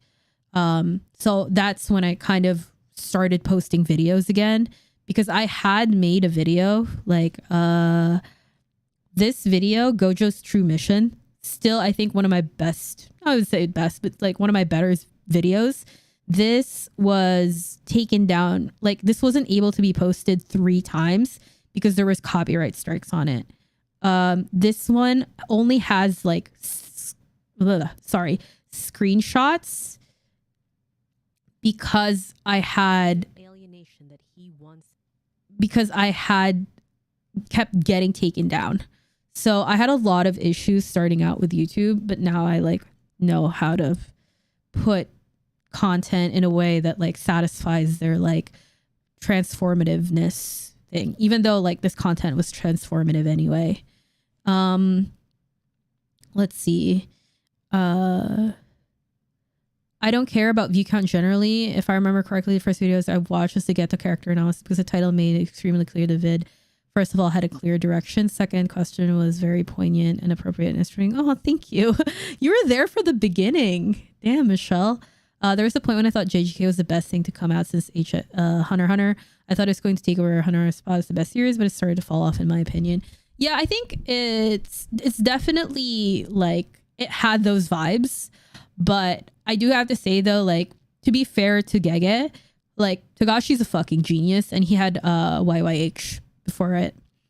Megumi Meguna, gotcha. Rexy has arrived. Meguna sounds cursed. It does. Oh my god. I was like, Andrew sounds familiar. But I was like, I didn't want to be like, hey, do I recognize you? That sounds weird. What's up, Rexy? I barely see view count until after I've watched something and wonder how it's not more popular. Bro, honestly, okay, can I be real with you guys? Like, I obviously love the community that we have, but I just want one blow up video. I just want one of my videos to blow up because I think my videos are good, right?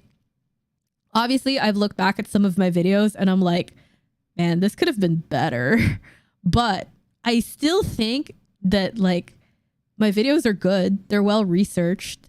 And I get it a lot that like people are saying to me like, hey, nobody else is doing the things that you're doing in like the JJK fandom, like YouTube creator space. And I'm like, I just want one blow up video. I just want one of my videos to like do really well, because then like a lot of people will like see my other content that I've put a lot of effort into. But I just gotta be patient. Maybe, I guess. I'm not very patient, as you guys can tell. Yep, Kashimo versus my Hikari is the most hype fight to wait for. It's tied with the Maki Uchiha moment. I can't tell if that's a Naruto reference smushed with a JJK reference. Meguna is him. After working at Twitch, I've started putting more effort into supporting smaller creators, like highlighting people on social, and their reaction is always amazing. Oh, that's so sweet, Annie. Yeah, especially with Twitch, where it's like Twitch doesn't have any way to actually grow on the platform. That's so sweet of you. Honestly, I've become more of a Vinland Saga shill with the new season ongoing currently. I didn't think much of the season 1, but now I'm recommending it to everyone. Yeah, I think I'll read the manga. I probably won't watch the show, Sharma, but I'm more likely to read the manga over anything. Hikari versus Kashimo is my favorite part of the entire series. It just encapsulates everything about the action and super nerdy abilities that I love most about JJK. Give it till season 2 when everyone is crawling into the JJK bed. Yeah, I gotta make anime content though. I have a plan. But God, I gotta grind. It's such a grind, you guys. Oh my God.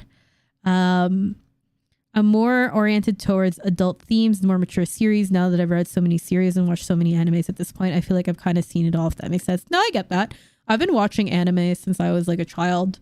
And that's why I don't watch a lot of stuff. It's because I don't want to rehash the same concepts over and over again. Like I watched My Hero when I was like sick. And I was like, I just need something, no offense, a little bit brain dead and shonen, and like, I know what's gonna happen. It's very cute, and like, I know what's gonna happen because it's a shonen and it follows the shonen formula. So I just put it on. Let's see. It's tough for me. It's probably a consistent thing with channel growth. Yeah, I've been trying to upload every week. I did have a stint there where I didn't upload for a little bit, which very sorry about that.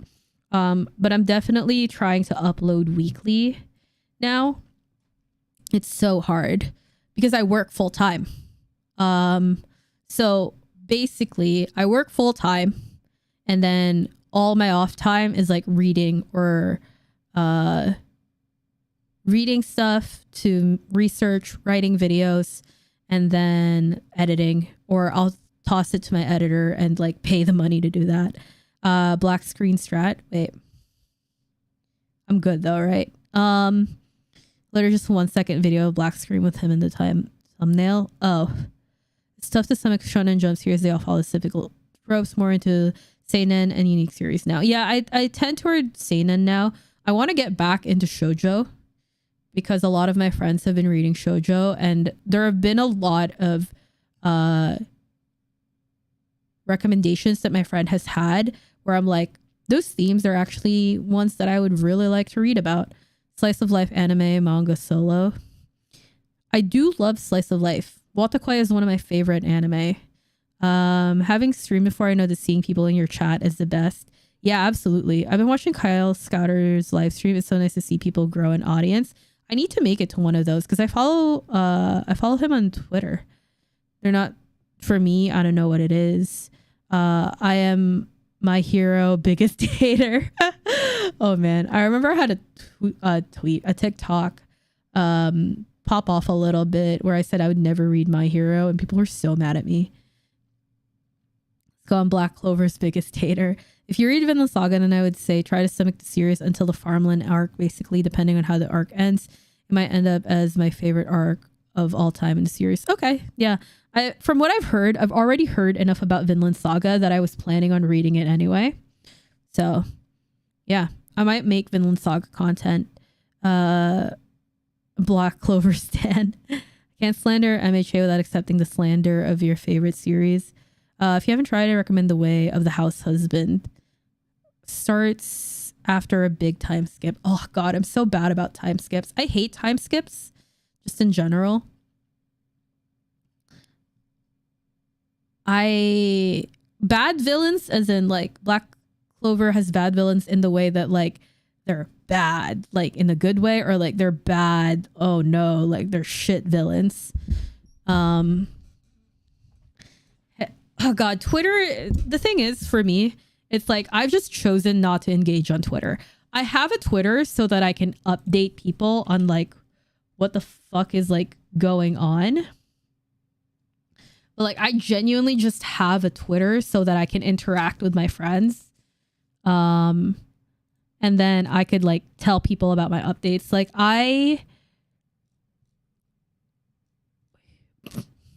I update Twitter about the timelines. Like I did one post on community, but I post a lot more on Twitter about my updates. Also, just a bunch of RTs of RJ. These are my two friends, Colleen and RJ. They did a photo shoot together. Colleen's an incredible photographer and they blow me away. But yeah, so I have Twitter and I tweet on Twitter, but what a stupid sentence.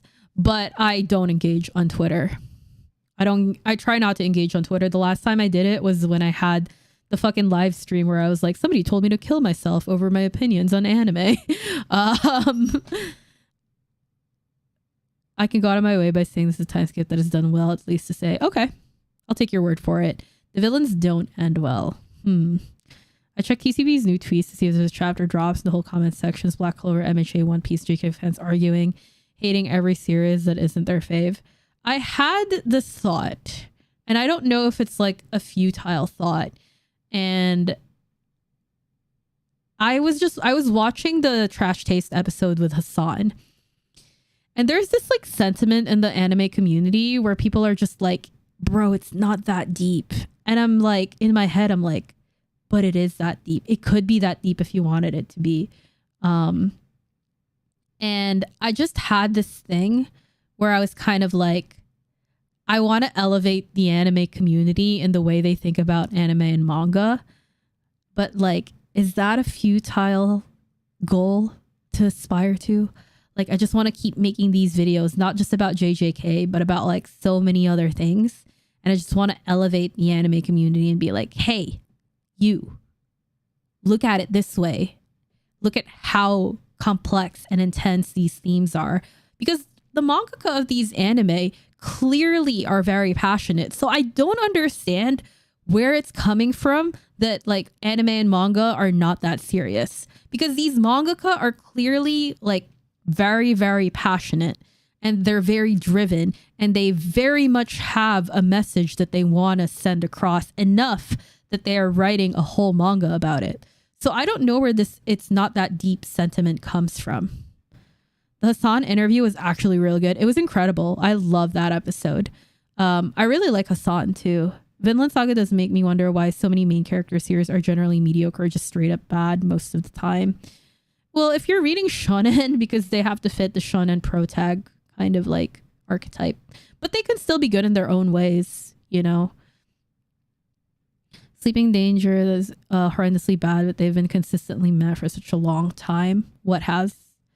The internet and social media is just full of people arguing about everything generally. It's one reason why I never discuss sports on the internet anymore. It's just pointless. When it comes to discussing mangas, seriously, just talk about seinen mangas. You don't have to deal with nearly many Ooga Booga individuals. The thing is, my demographic is like 18 to 35. I have 0% of my long form content is under 18. Yeah. So I don't know. Like, I don't know which audience I need to reach, but I wish I could grow my audience that way. So I might have to start making seinen content. I say have to, like I don't want to. I do want to. But there's so many things I just want to do and so very little fucking time. And then Black Clover has 2 good villains and 1 more potentially building at the moment, but they aren't anything special, not outrageously bad. Sometimes it doesn't have to be good if you just enjoy it, you know? The internet and social media is just full of people. Okay, I read that. I watched this TT episode too, and Hassan made a lot of good points. Yeah, I like the fact that Hassan was just like thinking really deeply about these things. Anime is only deep based on if the reader cares to look into it. True. I'm a very big like death of the author sort of reader where it's like you can't go and retroactively like give meaning to this as the mangaka or author. Like you can just have what you wrote on the page and that's it. But not everybody agrees with that philosophy. And I understand why.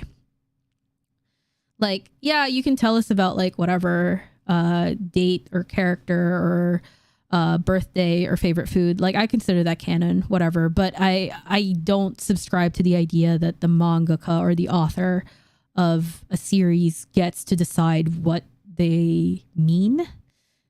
Sometimes the community just co-opts it, you know, and they have their own meaning and resonates in a different way. That's just the fucking way that it works. Seinen manga tend to have fans that take the art form much more seriously. It's not an age thing. That's fair enough, yeah. I think also the themes of seinen are a little bit like lend itself well to that. Zenin was dope. Dante being the main villain was just how. Seinen and shonen lately have merged more and more. Yeah, I think because I mentioned it in my... I don't know if you've all watched... I don't know if you've all watched this video, but the Hell's Paradise video. There is a point where I mentioned somewhere like here about how things like the Dark Trio are pushing the envelope more and more. And it's really just a sign that shonen needs to grow up with us, because there is a very, very deep sentiment I feel like that's growing in the community that like it isn't just like, I know shonen is meant to be like, you know, for kids, but most of the people who read Shonen Jump now, like I believe over 50% of them from the stat in the video is over 18. So there's clearly a push to make, if not make Shonen Jump something else, it's to enable seinen to become more widely available to the people who want to read those themes. Not a YouTuber, so I can't speak experience. I feel like you don't play the usual clickbait game on YouTube, make meaningful content, but it makes its own growth a little slower. Be a video too that absolutely blow up, and I'm wishing that is the case, along with steady, consistent growth for you. Thank you. Yeah, I mean, like, I try to, like, I don't say I try to clickbait, but I try to make my videos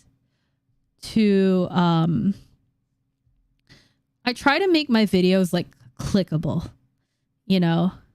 And I try to make them like intriguing. Like we were deceived about Yuji. I did like a poll on that. So I want them to be clickbait in the way that like people really want to click on them, but I know in the end that I'll like deliver on it, right? I will never make a video that was just straight up clickbait, and I would never like make a video and just straight up not deliver on the content that I promised.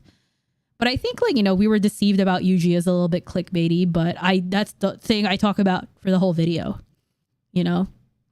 So I hope that causes enough like intrigue in terms of like the clicks that people will like, you know, engage with it. I'm really excited to see the comments on this.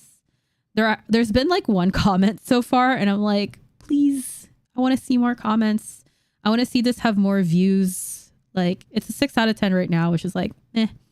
But really I want to see more comments on it. Like, cause I always look at the comments for these big videos, especially because I really want to see and hear what other people think. That's why I started making videos, is because I want to talk to other people about the shit that I really care about. So when you improve the maturity of your viewer base, interesting ideas takes that creates a great community. Yeah. I just got to be patient. I'm very bad at being patient. I didn't watch the Hell's Paradise video. No spoilers on the Hell's Paradise video. This is a spoiler-free video. So you can watch it. Seinen is simply written more complex kanji than shonen. I also, isn't it like the demographic is targeted like older people? I never used to watch Commodore Law's YouTube channel, but his videos and the Shibuya incident arc blew up, and now I watch his reaction vids on JJK chapters. Yeah, I just want one blow up video. Just one. Because I feel like that'll expose a lot of people to my content. And I think I have a good enough backlog of content to like convince people to be like, hey, I'm decent at the thing. I put in a lot of effort in my videos. Sorry, I don't mean to be like a downer. I appreciate like everything that everybody does for me. And like the fact that you guys are here chilling and like the fact that you all watch my videos. I very much appreciate that. Don't get me wrong. I'm just like in my mood of like being an overachiever, which is why I make really in-depth videos, is because I'm an overachiever. So it's like a double-edged sword. The Western fans tend to take seinen much more seriously. On paper, the difference between them is very minute, but it has a very significant impact. Yeah, I think the Western culture of anime and manga is very different from the Eastern culture of anime and manga. I've been reading Jogon. It's so good. It'll never be animated though, because it makes Chainsaw Man gore look tame. Ooh. Yeah. I'm not a big gore person, but I will read it if it like serves the plot kind of thing. As long as it's, you're not lying, it's not clickbait. Yeah, I guess I mean it more in a way that's like, I want to make the video as clickable as possible. Not really saying it can be used as an excuse for edgy shock value for the sake of it. I feel like most of the seinen I hear about is pretty good, but then again, I guess it's like survivor bias, right? The people will talk about like the really good seinen. There are two types of clickbait: the types that are intriguing to the viewer and the kind that just flat out lies in the thumbnail. Yeah, Veritasium actually did a really interesting video on this. Oops. Veritasium. See, it's in my history, but this is like clickbait is unreasonably effective, which is why I changed the thumbnail on this video, because the thumbnail on this one wasn't as like colorful and like it didn't pop as much. So now I've put in like reds and yellows and like bright colors in the thumbnail, so hopefully it'll pop more. Hi, Dead Meme Train. What a name. How'd you like the video? But yeah, like this one, I'm a little bit worried that this won't do as well, but I really like the art that my artist drew. So I think I'll just keep this video regardless of like this thumbnail, regardless of what happens. But I think that this is like a great thumbnail that really highlights the title of the video.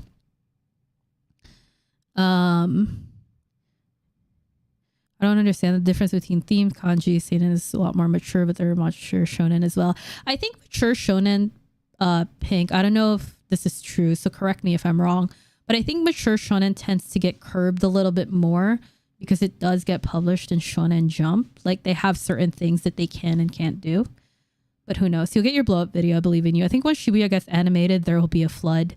Fingers crossed, any, but I'll never forget you guys, you know?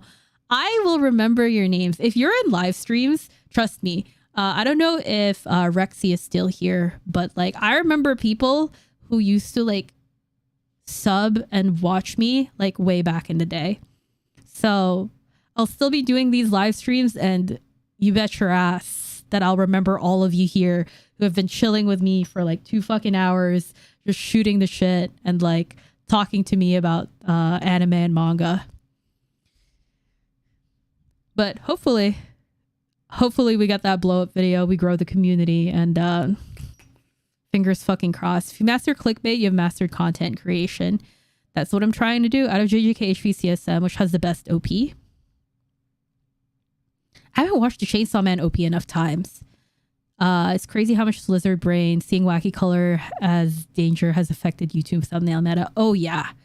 There's so much like about YouTube thumbnailing that is just so insane. Like you could have, the thing is, it's like I can't have a video thumbnail like this and like this every single time, right? Because it costs me money. So like putting in like bright pops of color is like a hack in terms of just like making thumbnails and shit. Chainsaw Man is the most memorable music-wise, but JJK and HV also have better visuals in my opinion. Yeah, I feel like I'm biased because I actually watched the JJK anime. I haven't watched Chainsaw Man. I have it downloaded. I'm gonna try to watch it on the train tomorrow. AOT is still shonen, has a lot of gore stuff, difficult topic, etc. Depends more on the editor and the policy of a particular magazine. Yeah, you're right, Pink. I don't know enough about like the different, like the politics, I guess, of like the different magazines. That's text in the thumbnail. Really? Yeah, I've done away with doing like text in the thumbnail, but I might have to go back to it because I know a lot of people are really partial to like text on thumbnails, and I fucking hate it. If you like look, I try not to have text on my thumbnail. I just hate the way it looks. Like, oh my God, I was so proud of this thumbnail. I worked so hard on this. I like really wanted to go for like a retro like vibe and look because of like the setting that Spy Family had. I worked so hard on this thumbnail, and it's still I think one of my favorite thumbnails that I've done. But obviously this video didn't do as well. But yeah, I just hate the way like text looks. Like this one's good. I like this one. This one's one of my fucking favorites. I hate this. This one was really like, I thought this was really clever, but I think the execution could have been better. This is just straight up bad. I hate this. I might redo this at some point. But as you can see, like I really like plain understated thumbnails. This was okay. Okay, this one was funny, so I really like that. This one was actually good. I just don't like that the about is barely legible there. This one's okay, and this one's just like, I think I like this style a little bit more than any of this other ones. So I was like, my thumbnail game has been like growing and growing as I grow as a creator. But ideally, like these types of thumbnails are the ones that I would have for everything.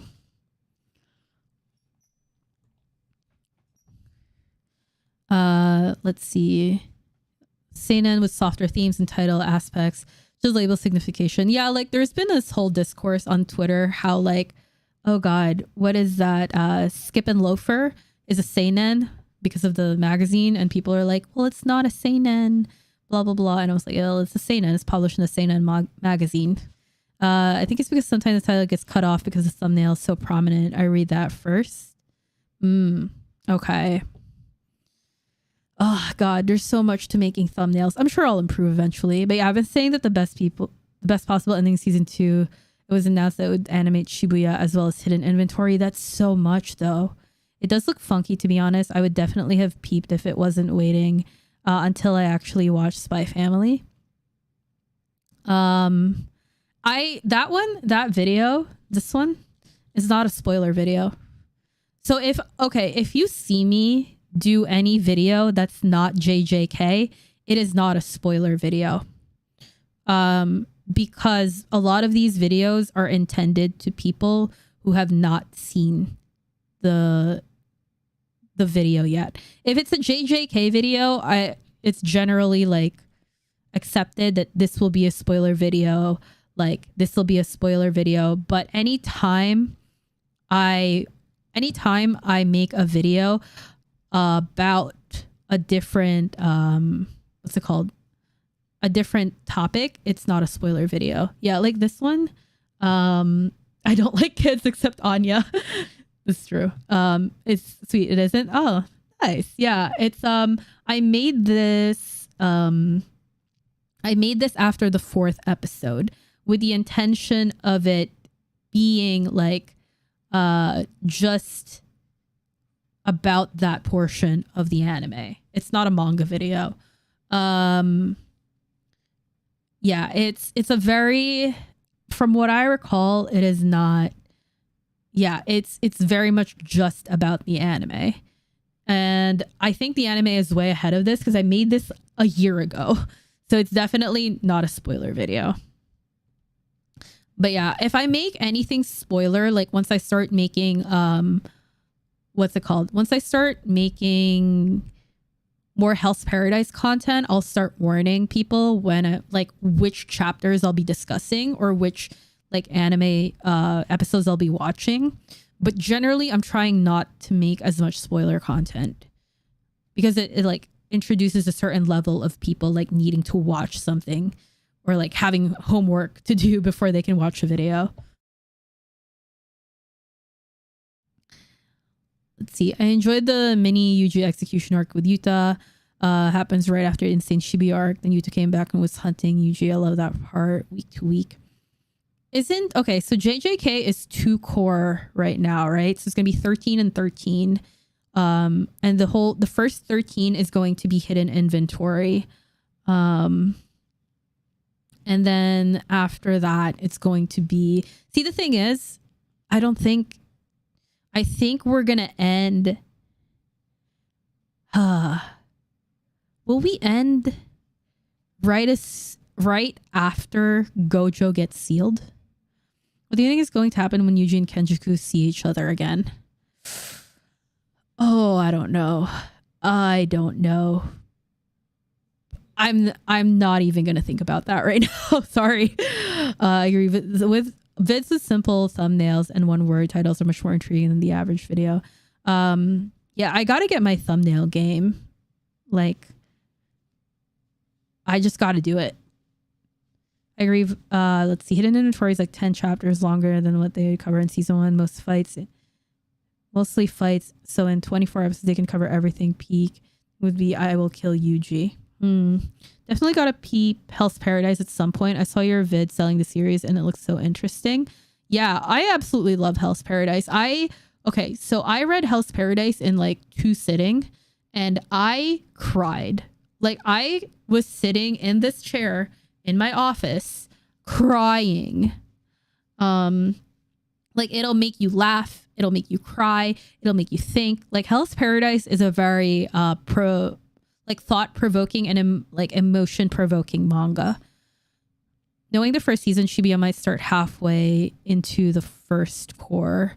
Really? No, because I think they said that the first core will be hidden inventory, right? No, the first 6, 7, it's not long enough. Didn't they say, I don't know if I read like a bad leak or something. Didn't they say that they were going to add some stuff? Can be covered in 5 to 6 episodes max, if not less. Anime previews season 2 have shown Noaya Zenin, which indicates they're going to finish Shibuya arc. Wait, don't spoil it for me. The first core will end with Gojo's seal. Oh, we do love an emotional roller coaster. Don't worry, I'm not going to spoil Hell's Paradise for you. That would be a good stopping point, maybe at the end of Mekamaru Mahito fight, if they didn't mind the first core being a bit shorter than the second.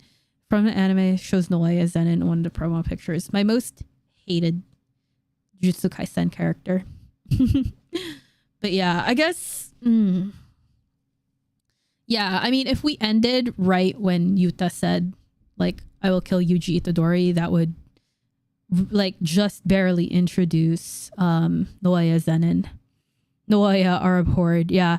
Is it the one with Yuji covered in blood at the center? What do you mean? Everything Gojo does is reassurance. You really notice it in the anime when he say things such a way to put everyone around him at ease. Okay. I love Gojo so much. Gojo is unnecessarily hated and it irks me to no end. It genuinely like irks me to no end because Gojo is such a great character. He's such a kind and thoughtful and caring person, but the fandom gives him such a bad name and it frustrates the fucking shit out of me. Like, everybody has this idea that Gojo's like this weird playboy and I'm like, bro's probably never touched a person except for Geto. Oh God, he's such a good person. I feel like they would have to make an OP for the hidden inventory portion than for Shibuya. I would love that. I would love a separate OP for hidden inventory. When he beats Suguna's Don't Worry, I'm the Strongest. I love him so much. I'll be back in the next 5 chapters. Oh yeah. But you know what? I want to see more from Shoko. It was so refreshing to get Shoko's take and like hear Shoko say something about that. If you haven't read 220, I won't go too in depth into it, but man, Shoko, the way that Shoko delivered those lines, oh, I just want to write a whole video about it. This is why I love JJK. JJK makes me want to like talk about so many things. If you're reading the unofficial release Dead Meme Train. There's no Noea in any teasers. Oh, there's not? Gojo's hated Akutami Sensei had to go out of their way to tell people that he's a kind person. Yeah, I don't understand. I think it's because Gojo masks really well, but like I remember seeing this TikTok and it was like listing a bunch of characters and it's like Itachi. Like mental health wise, Itachi, this person, and they're like all the way at the bottom, Satoru Gojo on a good day. Like Gojo is infinitely hurting. Like I know that like people hate on me for this or whatever, but like his legally wedded husband basically died and he had to kill him. Or if you prefer, his best friend. He literally had to kill the most important person to him. Like, bro's not doing well, but yet he is still out here, like, making sure that everybody is taken care of and is raised in a way that has been, like, just fruitful to their growth. And he makes sure that he's running interference between them and the higher ups. And he's just such a good person.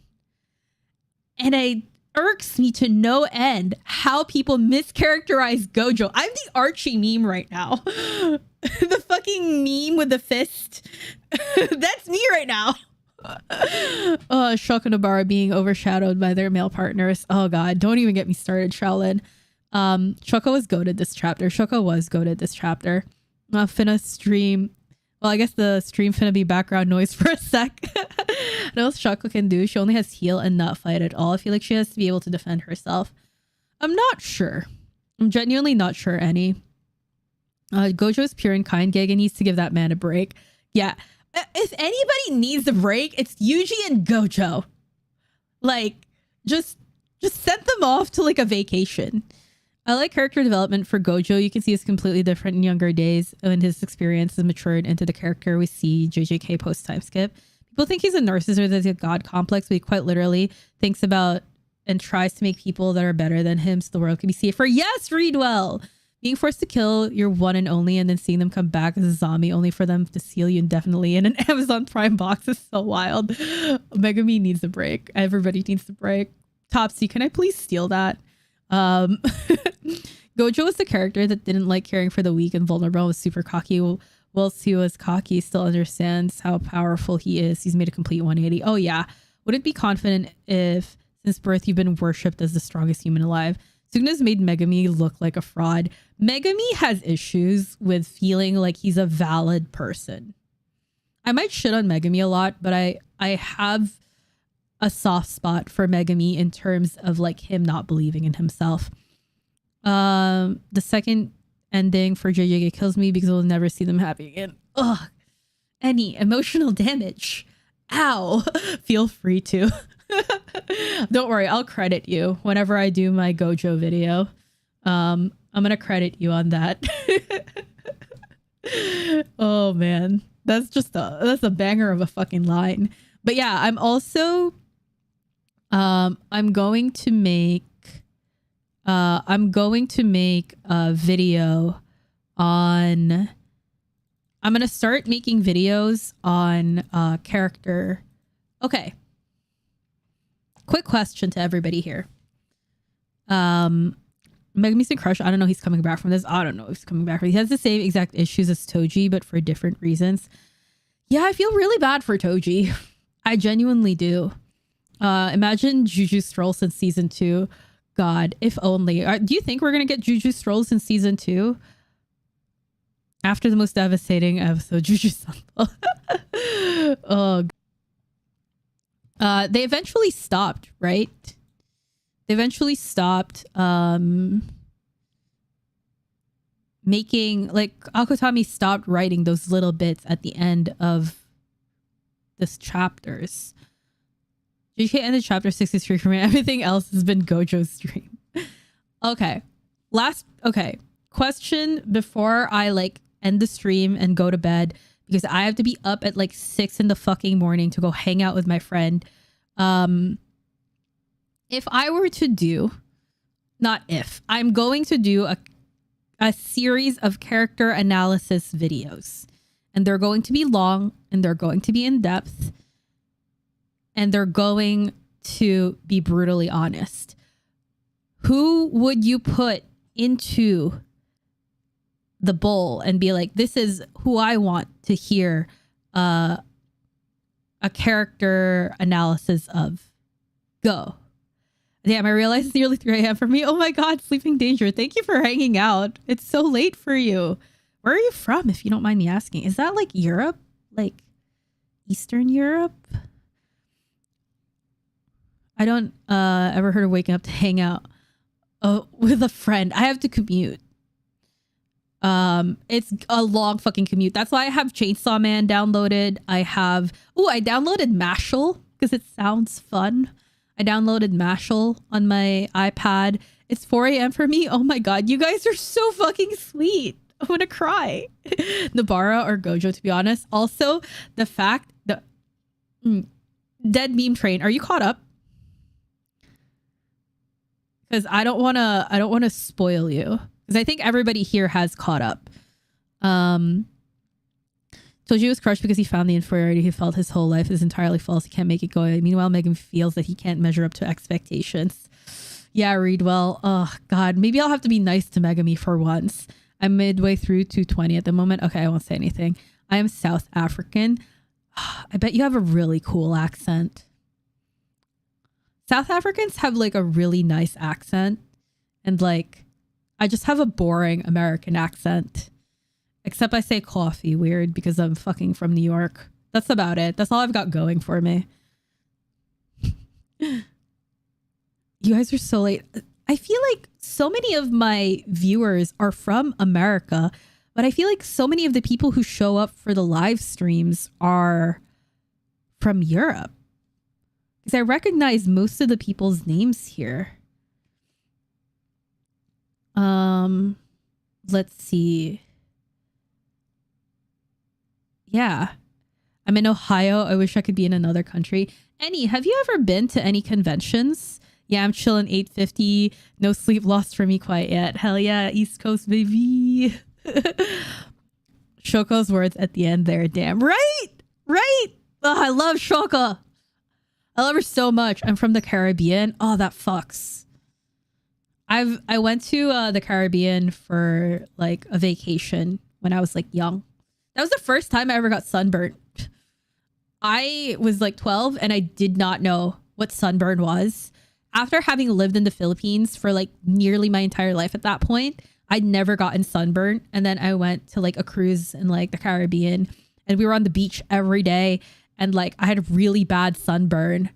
And I was explaining to my mom, I was like, my back burns. It feels awful. And she was like, you're sunburned. And I was like, what the fuck is sunburned?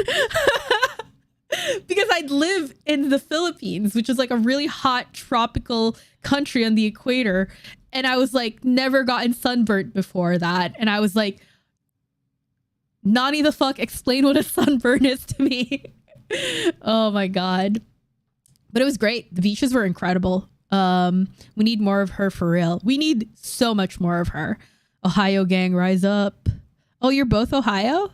Ohio is its own country. I hope you're okay, by the way. I feel like there's so many bad things I've seen about Ohio recently. I hope you're not anywhere near that. I had a terrible sunburn, which led to a massive... Oh my God. Oh my God, Topsy. I hope it was okay. I'm from the Dominican Republic and I hate hot weather. I'd never go in the sun. Me too. My favorite like season is fall and winter. Well, I'm not from the Dominican Republic, but I hate the sun. Them UV rays hit different, huh? Yeah, they do. Oh my God. When you get sunburn, it's no longer... Wait. It's Chuwarida. I don't know what that means, but I assume it's funny. I've grown immune to sunburns, but I can imagine they'd feel horrible. That was the only time I'd ever gotten sunburn in my life. The only time. The only thing The only bad thing in Ohio I can think of right now is the East Palestine incident, which I'm far away enough from. Okay, thank God. Y'all from these hot countries, I'm vibing on Rain Island. I'm in Columbus, pretty boring here, just crime. Okay, I hope you're all okay. I love hot weather. It's the best time to wear my favorite fits. God, I hate hot weather. I sweat so much. It's like, I feel like during the summer, I have to just like wear, I was gonna say wear close to nothing. That sounds bad. But like wear like clothing that's just not gonna just like keep sweat, like big t-shirts or anything like that. I just like during the summer I'm just wearing crop tops and shorts because like I want as little clothing on me as possible because I'm just fucking gonna overheat. What am I supposed to do? Like it'll just be a huge frizz ball. Oh no, I just tie my hair up. During the summer because then it's like also, and then I'm sweaty and I have to wash my hair every fucking day during the summer. Summer fans be like, I like the feeling of my bones melting. My existence almost depends on the winter. I hate almost everything about summer: heat, sweat, flies, all of it. I wear winter drip throughout the whole year. Heat is temporary, drip is forever. Sleeping danger. I'm concerned about you. How do you not get heat stroke? Or do you get heat stroke and you're like, it's fine, drip is forever? Because honestly, respect. But also, maybe don't get heat stroke. It's bad for you.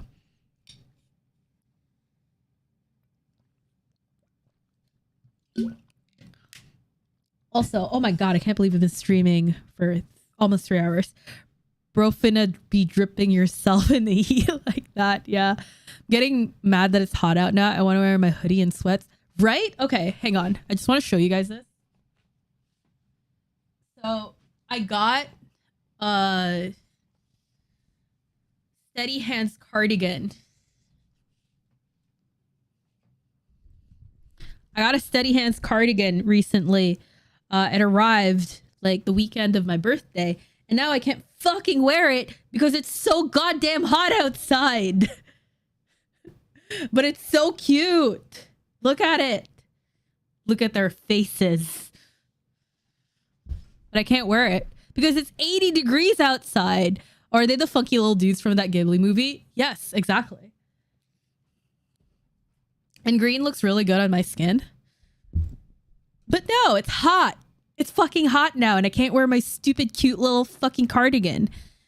I can just hear their heads making the little noises. Oh my God, Annie. Was it the same fit they recorded at the airport, or is that a different outfit? That is a different outfit. Hang on.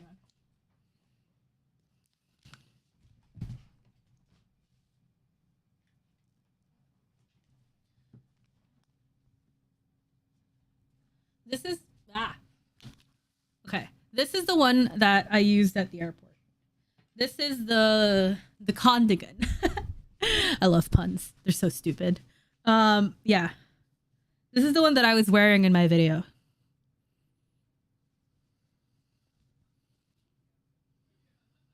And then I have a Giyu one. I don't know where the fuck that one is. Yeah, I think my Giyu one might be in the closet. Is that con? Yeah, it is. 80 degrees. What is 80 degrees in normal temperature? I think like 22 degrees Celsius. Let me see. What is it right now? It's 23 degrees Celsius. I was close. 22? Yeah. How are you even alive? It's not that bad. Like it gets to like the 30s here in the summer. 23? Yeah, 23 degrees Celsius. In April? Yeah, I am dying. My AC is on. My AC is on right now. Yeah, and he has the same weather. Climate change. Woo! 23 isn't the highest, but most days in the summer at a minimum 29. I'm keeping the apartment at 65. Me and Annie right now. just keeping our fucking apartments cold. I actually don't have central air, so I'm kind of just confined to my room. Because what even is America? Bro, I don't know. I want to move out of America so bad. But also, I love New York City so much. So, fuck me. No central air. No. No. I'm not rich. If you have central air in New York City, you're fucking rich. I'm barely hanging in there. That's a lie. I'm fine. I can afford food, which is, you know, that's good in New York City. It's expensive to fucking live here. Like, part of me wants to move away from New York City, but I fucking love it so much.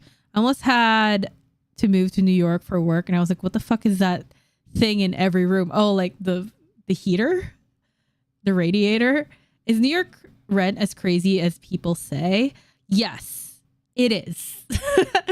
I'm lucky because I'm renting with a friend, so I have a roommate, and I know the people that I'm renting from, but like actually like getting a place here, like I was looking at a 2-bedroom and it was going to be $2,100 a month for a 2-bedroom, which is a lot of fucking money.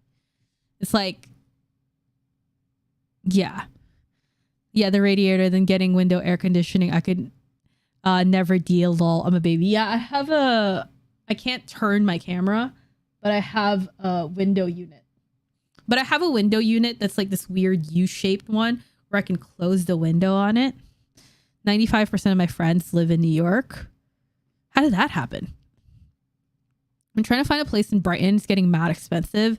That's not even close to a mega city like London or New York. Everything's so fucking expensive. It's really like, it's getting unlivable to the point where it's like, how are people expected to make this amount of wages to like the rising prices of literally everything? Like, something's got to give. But don't get me started on my Hassan Piker leftist arguments, because we'll be here all day. New York is pretty fun. I always have a good time whenever I come down. Fuck yeah. Y'all should come to Anime NYC. Quick JJK question. Do you think we will see Yuka just crush again? Probably not, but I hope. No, I don't hope we do, because if we see her, it'll be in a bad situation. Like bad. She'll be in danger. So I hope she's okay. I was looking at apartments, Jersey, Union City, and the rent was like $2,500. I was like, what the fuck? Yeah. Capitalism is my abhorred. Me and dead meme train. Handshake meme. Yeah, no, it's so fucking expensive to live here. It's so fucking expensive. I'm New York native, but my family moved to PA almost a year ago. Ah, I see. You could don't say that, Readwell. Bro, I'm a politics student. I get it. The world is run by clowns. Oh, fuck me. You can say that again. Oh, man. Fuck. God. Inflation has definitely ruined a lot of things, especially when it comes to groceries. Oh my God. Like, what the fuck happened? What the fuck happened? Because my groceries are so expensive now. They're so goddamn expensive. Like, I feel like I'm paying double what I used to for groceries. It's so bad. It's so fucking bad.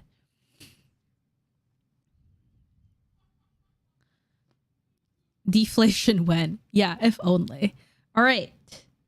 Did anybody put in any characters that they want me to do like a deep dive character analysis on? No, I think we were... Oh, Shoko, no, Gojo's pure and kind. Nobody said anything about that. All right, I'll make the decision. I mentioned Gojo and Nobara. Oh, sick. Yeah, I thought you were just saying like Shoko and... Were you the one who said Shoko and Nobara? Nobara or Gojo? No, I see it now. I'm bad. I didn't read that. That's on me. Megami and Toji. I started intermittent eating once a day because grocery prices are dumb. Oh my God, Annie. Shoko and Yuta expose Megami as the fraud he is. Another Megami hater. I've just been high-fiving myself this whole time. If I lived on my own, I would have developed an eating disorder in less than 2 months. Bro, I'm so bad. I'm so bad at this. Words are hard. Don't worry about it. Gojo Nobara would be nice. Toji is somebody I would love to do a character analysis on. I think I actually started writing it.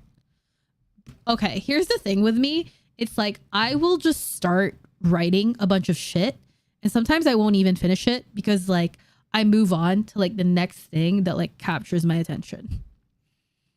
Or other times I'm like, I've been working on this for 2 months straight, and this is all I've had to think about for 2 months. I live, breathe, and eat this video idea, like this one. Wait for season 2. Oh yeah. Oh, ADHD. I don't have ADHD. I did talk to my therapist about it. And she was like, your symptoms are actually closer to people who have OCD, not symptoms, but like your behavior is closer to OCD symptoms rather than ADHD. And I was like, you know what? Never mind. I'm not ready to have this conversation. I'm living my life just fine. So I'm like, I'm not in any position where I want to be diagnosed because it's not affecting my life. If anything, it's enhancing my life because I like the way that I function. Honestly, post chapter 198, it's been hard for me to separate Toji from Maki. Yeah, Shaolin, I had that too. There's a lot of overlap to be fair. Yeah, I've not done research on it. When she said that, I was kind of just like, do I want to dedicate time and energy to this? No. I'm doing just fine. So I was like, I rate that. Toji panel where he walked past Maki with his empty eyes was so interesting to me, as if he didn't even care about the existence of anyone but himself. That is a man that's dissociating, Readwell. That is a man that's dissociating. I got diagnosed with something worse, so live your life in ignorance. Oh no, Annie, I hope everything's okay. Yeah, I think unless it's negatively affecting my life, I don't care. Like if something was negatively affecting my life and I was seeking help, I would be like, all right, time to do the thing and get help. But I think that I'm doing well. Like I have good coping mechanisms. Like I have good relationships in my life. I have things that I love to do, like make videos. So yeah, Soji an honored one, or Gojo and Sukuna the only ones thriving. Well, thriving is it's what I aspire to, is not what I always end up. And I would consider Toji not an honored one simply because he never came into his full power, because he was always so consumed by the Zenin clan being really, really fucking shit to him. I feel bad for Toji. Have you been playing any video games lately, new or old? No. Thriving, vibing. Yeah. No, I haven't. But I am waiting for Oxenfree 2 to come out, and I will probably play Oxenfree on stream on Twitch though, because I'm bad at talking to chat when I'm playing video games. So most of my chatting streams will be here, but if I play a video game, I'll put it on Twitch, and then I want to write a video essay on Oxenfree right around the second one coming out, and then I'll play the second one and then write a video essay on that. And the B-roll will be sick because I've just played the game. Not that I don't already have a playthrough of Oxenfree. Thriving in New York is impossible. You can say that again. Also, am I the only one who's confused by people saying Maki's just Toji clone? Like, it was Tabara. Sorry. They have the same ability with Toji being a better user until Maki's second awakening. It makes sense. That he used to be a measuring stick for her strength, with Maki's character is very strong. Contrasted with Toji choosing to use her strength to help those she loves rather than... I'll let you finish your thought. This literally harms most people at birth. Toji helped him. Oh, I forgot. I'm looking forward to Oxenfree stream. It'll be on Twitch. Maki just needs more experience, then she'll surpass him. Final Fantasy 16 trailer had me feeling some type of way. Oh no. I can't get into Final Fantasy right now. I can't. Don't tell me about that. I have too many obligations. I have already followed your Twitch account from the last stream. I'm ready to go for that stream when it takes place. I have to figure out when.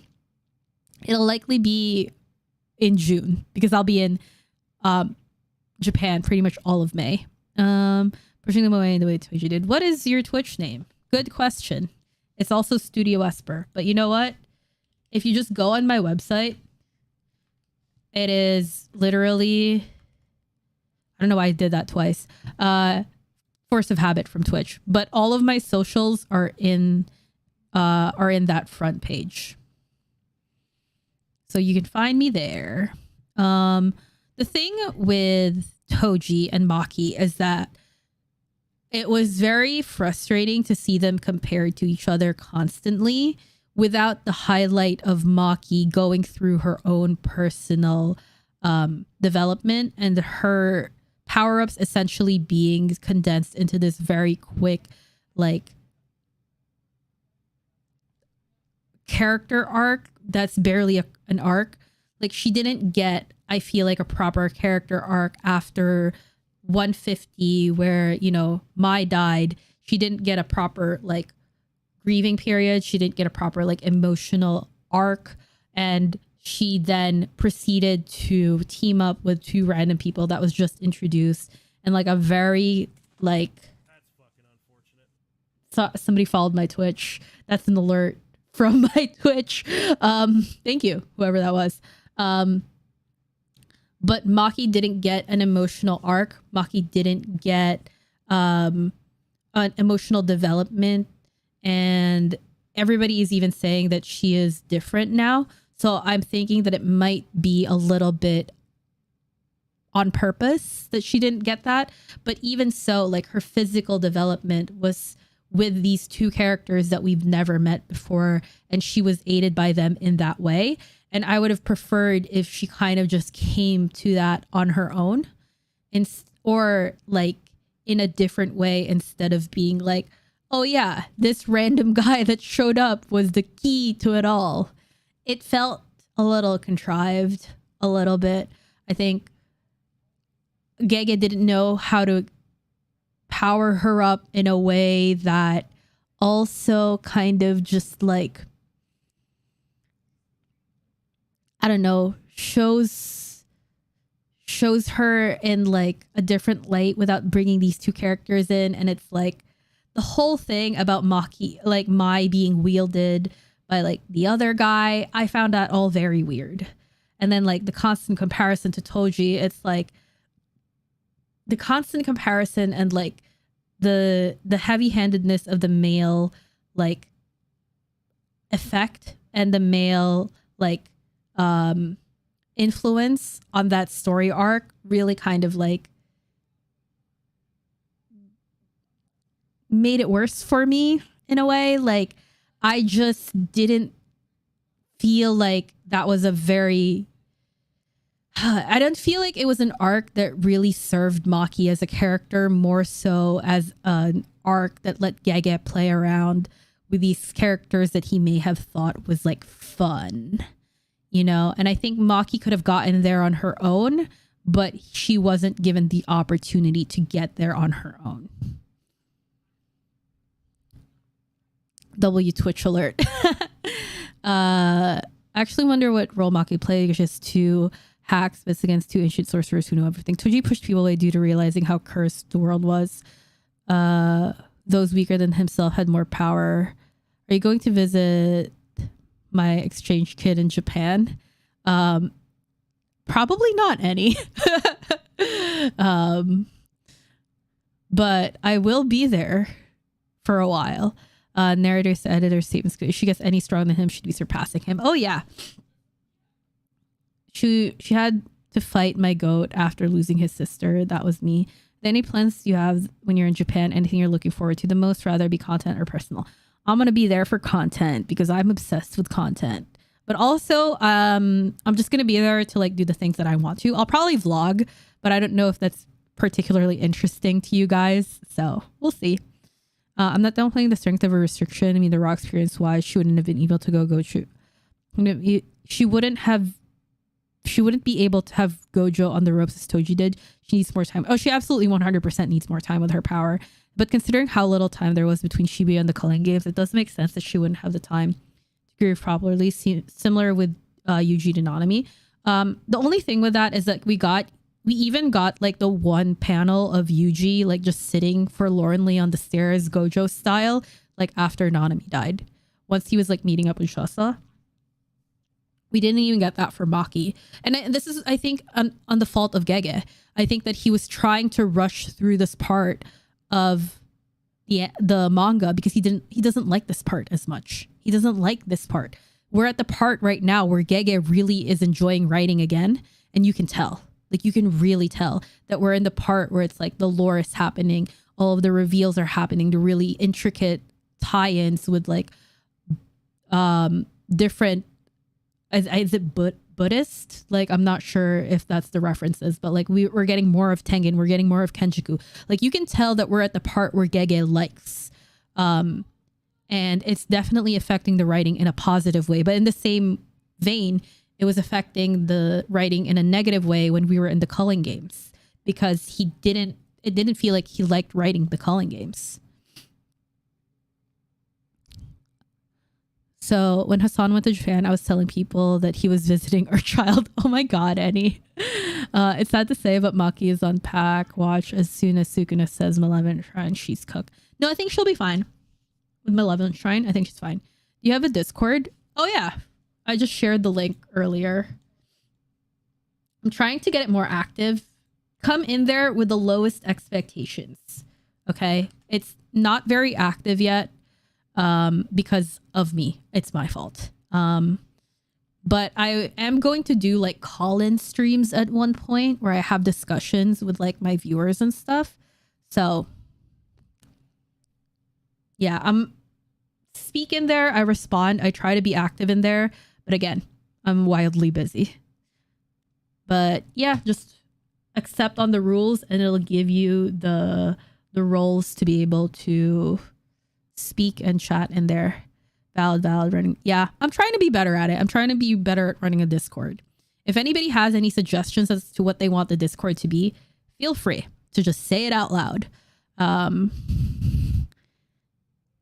Japan vlog sounds awesome. That'll be a great idea. Fun to watch. Hopefully. When the narrative says domains treat her like an inanimate object, I knew it was over for her. Cleaved into dust. You understand she's cooked. I think she'll be fine. Like, because I think here's the thing, like I think that Heavenly Restriction is on the same level as like, or in like a tier below like what Gojo and Sukuna have. So like, I don't see Maki really suffering in terms of domains, but who knows? Because Sukuna is like very, very special and weird. She's dead when Sukuna does domain expansion. Yeah, like I see everybody's point there, but I'm like, it would be a very bad way for Maki to go. Just narratively. True, I get that with Yuji. I guess I just put that down to Maki being more practically minded character, wanting to address the larger issue before letting herself process. The thing is, it's like Maki is very emotional. Maki is a very emotional character in terms of like the way that she was before. She was very belligerent. She was intense. She like walked away from her family. She did large gestures. So I think that maybe in a way like Mai's death affected her in that she's not as emotional. She turned off her emotionality, which I can actually see. So it might be that like she switched up when Mai died. So instead of being more emotional now, like she became less emotional because of Mai's death, which I could definitely see that. So I'm gonna join after the stream. I don't have Discord on my Max. I'm gonna have to grab my phone. Gotcha. No worries. Since not having a barrier makes it act different, it would just cleave buildings in Shibuya, so it would do the same. VC calls in once in a while sounds fun for the Discord. I always have a good time with those. Yeah, and I think right now all the people in the Discord are people I would trust to go in a call in and to not be weird. So that's nice. She won't be fine. Sukuna is the only domain stated to affect inanimate objects. Yeah, you're right about that. You guys are right about the whole Maki being considered an inanimate object. I just don't want it to be true. Just let me live in my fantasy life where I never realized this. Felt like Gege said that about her to foreshadow getting trapped in this domain. Sukuna and Gojo, possibly Kenjiku, are the only people who can kill Maki with a domain. Narratively speaking, it'd be weird for Sukuna to just pop a domain out of nowhere. He does it a lot though, doesn't he? I feel like he's popped his domain more than a few times. Speaking narratively, it'd be weird for Sukuna to just pop a domain. We cannot forget that Gege has certain allegations aimed at him. So Maki getting cooked wouldn't be surprising. Yeah, unfortunately. And like I said, I don't think Gege is like an overt misogynist. I think it's just like shonen has a very bad track record of writing good female characters. Although Bleach has great female characters. I actually have been thinking about doing a video on the Bleach female characters. No Gojo, she could choose to exit as it has a barrier. As a guaranteed hit, no cursed energy charge. She even says she lost her heart. That is true, Sea Salt. That is true. So it is very, I guess, more in character for her in that way to not be as emotional after Mai died. Emotionally motivated, pretty Shibuya, just practically minded in terms of how to achieve her goals. Yeah, I think that you have a good point there, that meme train, that I think she switched up in terms of like the balance in her life from like 50-50 emotionality and practicality to like a 100% super far into practicality after Mai died. But I would have liked to see her show at least a little bit of emotion. If not just in the moments where Mai was present. Yeah. Gege allegations are the funniest thing. Like I said, I don't think he's an overt, like blatant misogynist, you know? I think that Gege, just like everybody else, has like some sort of internalized misogyny, and like everybody else does. And like, I think somebody commented this on my video, is that like, even I think it's like a larger problem as well, that we haven't had a lot of fleshed out characters join the cast, and that's part of the reason why it feels so bad when we've met these characters, because Gege hasn't done like full on. By the way, I said I was gonna go like, oh my god, it's 9:20. I said I was gonna go like, I thought it was like 10 minutes has passed, like half an hour has passed. But yeah, I think in addition to like, you know, the female characters being cast aside, I think Gege hasn't had like a really standout character since Higuruma. I was talking to one of my friends about this, but like Higuruma has been the last character that Gege has written that has been genuinely like stellar. And yeah, it really shows. It really shows in the writing. And I want Higuruma to come back. Let's see. Such a dope panel. Kubo is the GOAT, especially when it comes to female characters. Yeah, Kubo is amazing. I love Kubo. Although Kubo has his own things, but by and large, Kubo has probably the best female cast. Carnage Destruction, as far as the eye can see, his immaculate swagger. The fight with Megami, his hands in his pockets, that hooked me on JJK. Oh, yeah, that was a good one. That was a good one, Annie. Yeah, I get what you mean with shonen's bad habits. It can lead authors who don't have those views and intentionally putting them in their stories through shonen tropes. Yeah, I also think, like, I've had this question for a while, and maybe somebody has the answer to this. Is that how much do editors really affect JJK? Because I feel like, what if there's a push to just be like, more shonen, you know what I mean, from editors? I don't know. I've thought about that a little bit. I was like, how much do editors really affect? Like, I obviously don't want to like absolve, like Gege is writing his story. I don't want to absolve him and be like, well, it's not his fault. Like, I don't know.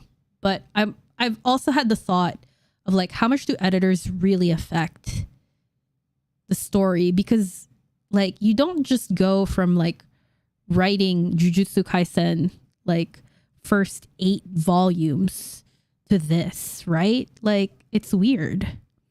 Yorozu is pretty interesting, to be fair. But also, like, we had 2 female characters, or at least female presenting characters, that were so, like, love struck, and as their main personality trait, they were just love struck, and they were throwing themselves at men. Literally, that's why Angel is out and down for the count, is because she literally threw herself physically at Megumi. And like when we saw Yorozu, she literally threw herself on Sukuna.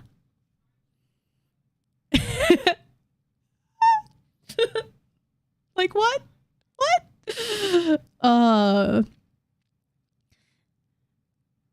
Strength is a curse. Sukuna being overtly powerful leads to immense boredom, and for Gojo it leads to unreasonable expectations of him being a savior. 100% read well. It's easy to treat the character as a character, not a man or a woman, but the best female characters are the ones that are still great, that are great and still address being a female. Yeah, here's the thing. It's like, I don't need female characters to be like good, you know? Like, they could be like bad. Like, I think that, oh God, what's her fucking name? The girl with like the bubbles in her ponytail that was with Reggie. I think she's a good female character. I think there are women out here who are like, I want a man to take care of me, and they've taken care of me for everything in my life and whatever else. And that's her character. Like, I think that is Remy. Yeah, I think that is a good female character, not as in like, that's how I want to be represented, but I think that's a realistic like depiction of somebody who is like that. No, obviously not every woman is like that, but Gege has proved himself at the very least to this point in this, to that point in the story, that like he can write strong women, and he can write women who are apathetic, like Shoko kind of, or a little bit more detached. He can write women that are, you know, like Mei, who is obsessed with money. He can write the depth of like the spectrum of women. And then all of a sudden we went from having like Nobara to Nobara, who's like unconcerned, and then like Momo, who is like, well, you got to think about it. People want you to be pretty, and they want you to not only be smart, intelligent, and pretty, you have to be good and stand out, which is also true. That's like a real struggle. We have Mai, who just wants to fucking do nothing. We have Maki, who just wants to excel at everything. Like, we have Remy, who's just like, I just want a man to take care of me. We have Mei, who is like, I don't need anyone except money. You know, all I need is money, money, money. You get so many like different archetypes of women. And then for us to go from the different archetypes of women that are very realistic to go to Yorozu and Angel, who literally just threw themselves at men. What happened? What happened? Maya really just wanted to get by, and that was so real of her. Abso-fucking-lutely. Yorozu is such a breath of fresh air. She's a badass. She is a badass, but also like, why did she need to be a badass, but also like super duper like in love? Sukuna has wrist technique. Hana is typical me behavior. You could have been the hit girl, but she's in the shadow. Don't say shadow realm.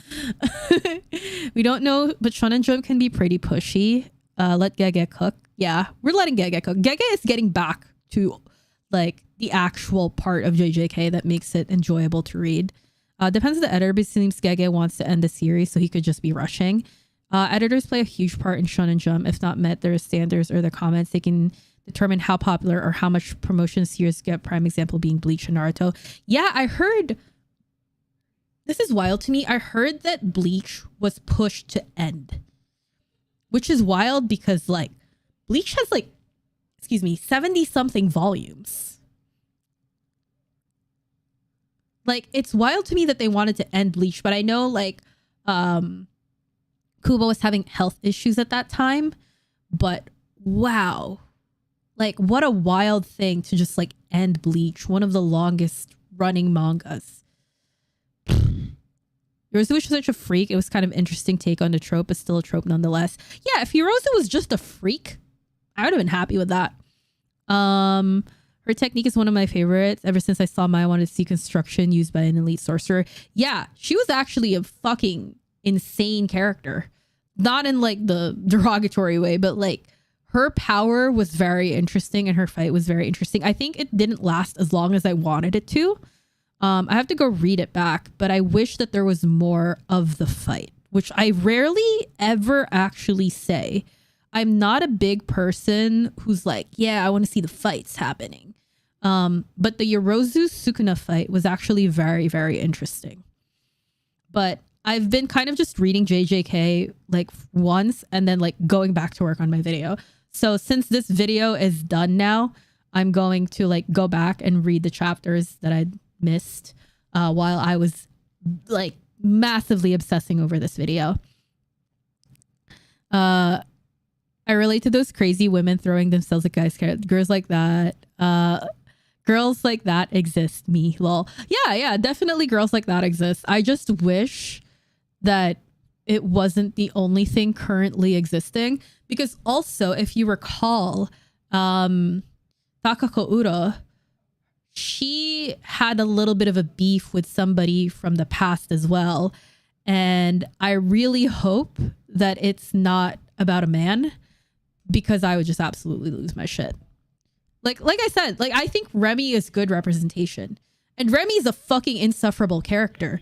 But I think it's good to represent the breadth of different personalities of women and men in a series. That's what makes it feel real. But coupled with everything else, the fact that we got Yorozu and Hana both in a row just kind of hit in a bad way. The 1,000-Year Blood War arc is hella rushed in the manga. It is, yeah. I read it. But I was surprised at how well Kubo wrapped everything up, because that ending was actually pretty satisfactory, considering the fact that he had to really, really rush everything. I desperately want my boy Gojo back. Bro, you and me both. It's character for Angel to do that since she was a mega simp for Megami. Her spirit would have taken over. I'm not saying it's not in character. Like, I think that Yorozu and Hana are both acting in character. But why is it that the main female characters we have right now are simps? You know what I mean? With editors, he didn't agree with them and was forced into things, so he ended it instead. Dude, that's so sad and disappointing, MJ. The rating for the last Bleach arc was very bad. No one wanted to read it, really. Because I feel like the only reason why 1,000-Year Blood War arc felt bad was because it felt really hopeless, but also it felt really rushed. We tried to end Bleach earlier and they made him keep writing. They told him he has 10 chapters to end his series. That's fucked up. It's one of the big reasons people were so hyped for the anime adaptation, because he was getting to add stuff in. He didn't have the opportunity to add in the manga. Okay, then I have to watch the rest of it. I watched all of the current 1,000-Year Blood War arc that was aired, but I didn't know they were getting to add stuff. I love seeing JJK fights because of nerdy abilities like Hakari, Gojo, Yorozu. Yeah, me too. Hakari fight went on a little bit too far for me, because at some point it just felt like they were just punching each other a lot. But the rest of them, really interesting. Like Hakari and the Kashimo fight was really interesting at first, like maybe first 4 or 5. I have not read Black Clover. It's going to be about a man. I hope so. It wasn't Ura's thing because of how she was treated by the Fujiwara clan. Yeah, but there was a flashback where this seemed to be an outline of a person. And I really hope this is not about a man. Yorozu's one-sided love for Sukuna is something that's pretty prevalent in real life, though it's more of an obsession fangirling. Free my boy Gojo, he didn't do nothing wrong. It's true. We had a conversation about how great Gojo was earlier. Get him out of the lunchbox already. And even Yuta simps for curses. I was there and I read it in ongoing, and Bleach was the last place manga ranking every week. Oh God, that's so sad to me, Pink. But I also get it, because 1,000-Year Blood War arc was rough. If I was reading 1,000-Year Blood War arc weekly, I would not have read it weekly. The only reason why I kept reading Thousand Year Blood War arc was because it was finished and I could binge it and I could get to the end because it felt so miserable reading it. But at the end of it, I was actually impressed by the way that Kubo managed to like wrangle up everything and make it come to a close. The Hakari fight lasted a touch too long. Yeah, just a little bit. Hakari's domain finna scramble my brain. The community during Thousand Year Blood War was too funny every week. People were wondering what asshole Kubo's going to bring this week because he had to rush to finish the fights. Yeah, I wish that Kubo got more time. I really wish that Kubo got more time. Black Clover is heat. If you ever have the time, though, it's 350 odd chapters. Fuck me. I can't recommend it highly enough. The Kari fight was dragged on to show disparities in their abilities. Kari isn't in his jackpot state. Bro is getting washed. Yeah, I think you're right about that. I think narratively it just felt too long for me. I was losing steam with it. But if it was, here's the thing. Oh God, I said I was gonna go like 45 minutes ago. You guys are, you know, I love good conversation. Hakari, I think that will be better on reread when you can like hold the volume in your hand or read it on Viz or whatever, and you can just move through it. Serialization weekly of manga is the worst way to publish a story, in my opinion. It's bad. It's just bad. But I understand why they do it because it keeps up the hype for it. But that emotional aspect of having to wait for that chapter, I think really colors a lot of the way that you feel about the manga in either a positive or negative light because of how long every chapter feels. Any kind of girl can exist, but they need to not only have nuance, but be more interesting concept character, need to be more dynamic and fully realize as actual characters. Yeah, I agree, Naruto.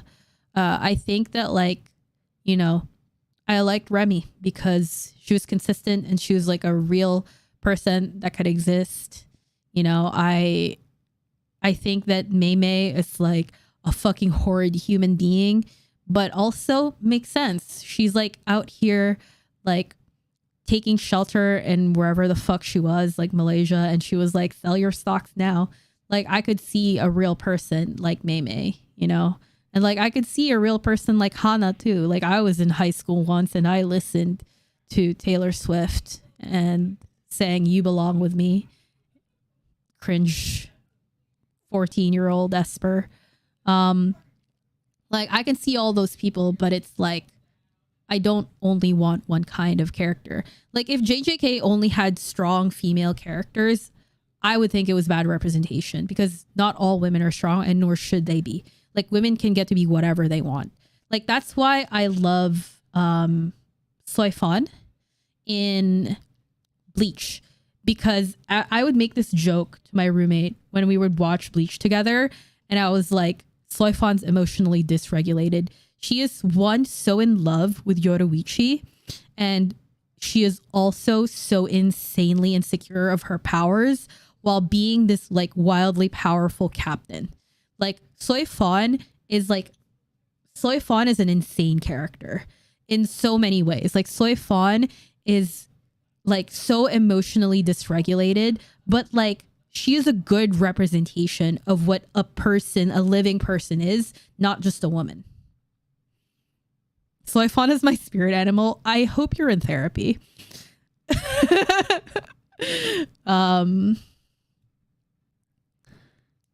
Mom May. Oh my God. Peak Clover is chapter 347 with a minimum 50 plus chapters before it ends. Oh, is Black Clover done? Calling games as a whole would be better binged. Yeah. When you binge it, it's just going to be so much faster. I'm not trying to Kashimo simp, but Gege is building him up to do something big. Hence why he had to even have Hakari acknowledge his loss after he won. Yeah. We are years from Hakari's VA being announced, and yet I can still hear Panda, you've lost weight. Iconic. Maki on top. I do love Maki. Mei Mei is such an interesting character because she's a vile human being. Yes, I love vile characters. It's like give me fucked up characters too, you know? If like they're just characters that make you uncomfortable, and that's good writing. That's good writing. Give it to me. I almost made mouth noises and then I realized I hate mouth noises. Why would I do that? I love Mei Mei. She doesn't give a yeah. Mei Mei is a wild character. She's awesome. I love soy fun. I hope you're in therapy. Bro, if your spirit animal is soy fun, you're emotionally dysregulated and I hope you are getting help for it. Nell and Una Hana are great examples as well. Yes. Yes. I could talk about the Bleach female cast all day long. Not yet, but BC is in its final arc. Okay. I recommend you watch or read FMA because it's very good female cast. I will definitely. FMA is on my list. Yeah. I just have so many things on it. One of these days, honestly, like probably on the plane ride to Japan, I will just binge a bunch of manga. I wonder how they animate. Oh no, Annie. I've almost forgotten about that. And every single stream, somebody mentions it without fail. I hope they just don't. I hope they just don't. MFA Brotherhood is peak. Yeah. I'm definitely going to load up a bunch of stuff for my Japan trip. Still got to peep FMA as well. Yeah. 20th Century Boys has been my favorite female character ever in Endo Akana. Well, gotta bring the trauma. Hope they do for the chaos. I am not looking forward to the Twitter discourse when that happens. I have seen some of Soul Eater. It was one of the manga and anime that I watched when I was still in like actively watching anime in high school, but I don't remember a lot of it. I don't think I ever finished it. The thing with I'm there with you, meme. CSM women are amazing as well. Power, Kabeni, Reze, Makima is perfect for Denji's development. Yeah, I need to reread Chainsaw Man to like have a more concrete opinion on it. But yeah. No, Annie, stop. Why are you torturing me, Annie? Yeah, I want to do a female cast video for every manga that I read. But I also don't want to be like that channel. I want to remain analytical in like a general neutral sense. But the topic of female characters and gender and all of that stuff just really interests me. So I want to make videos about it, but I don't want people to come to expect that of me because that's not what I want. I just want to make my one video and then fuck off. Oh yeah, Topsy. That's why I love Hell's Paradise. One of my mates adores it. Yeah, maybe I'll revisit Soul Eater. Yeah, Hell's Paradise is my 10 out of 10 because it has the best female cast. It's got the best cast, period. Like Gabimaru, I love my wife, the Hollow.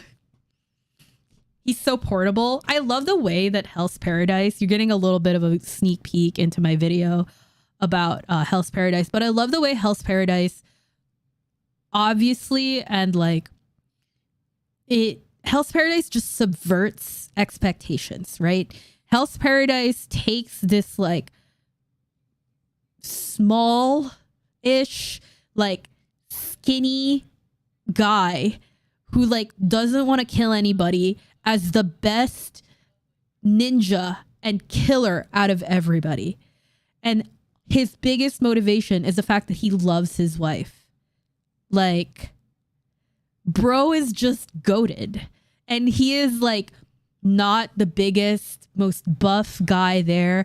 It's like, yes, love for the guys that aren't like huge buff and like ripped that have like all of this muscle. It's like Gabimaru makes the best out of like his everything, and he's not even fighting at like a disadvantage. He is the strongest, sorry for the JJK reference.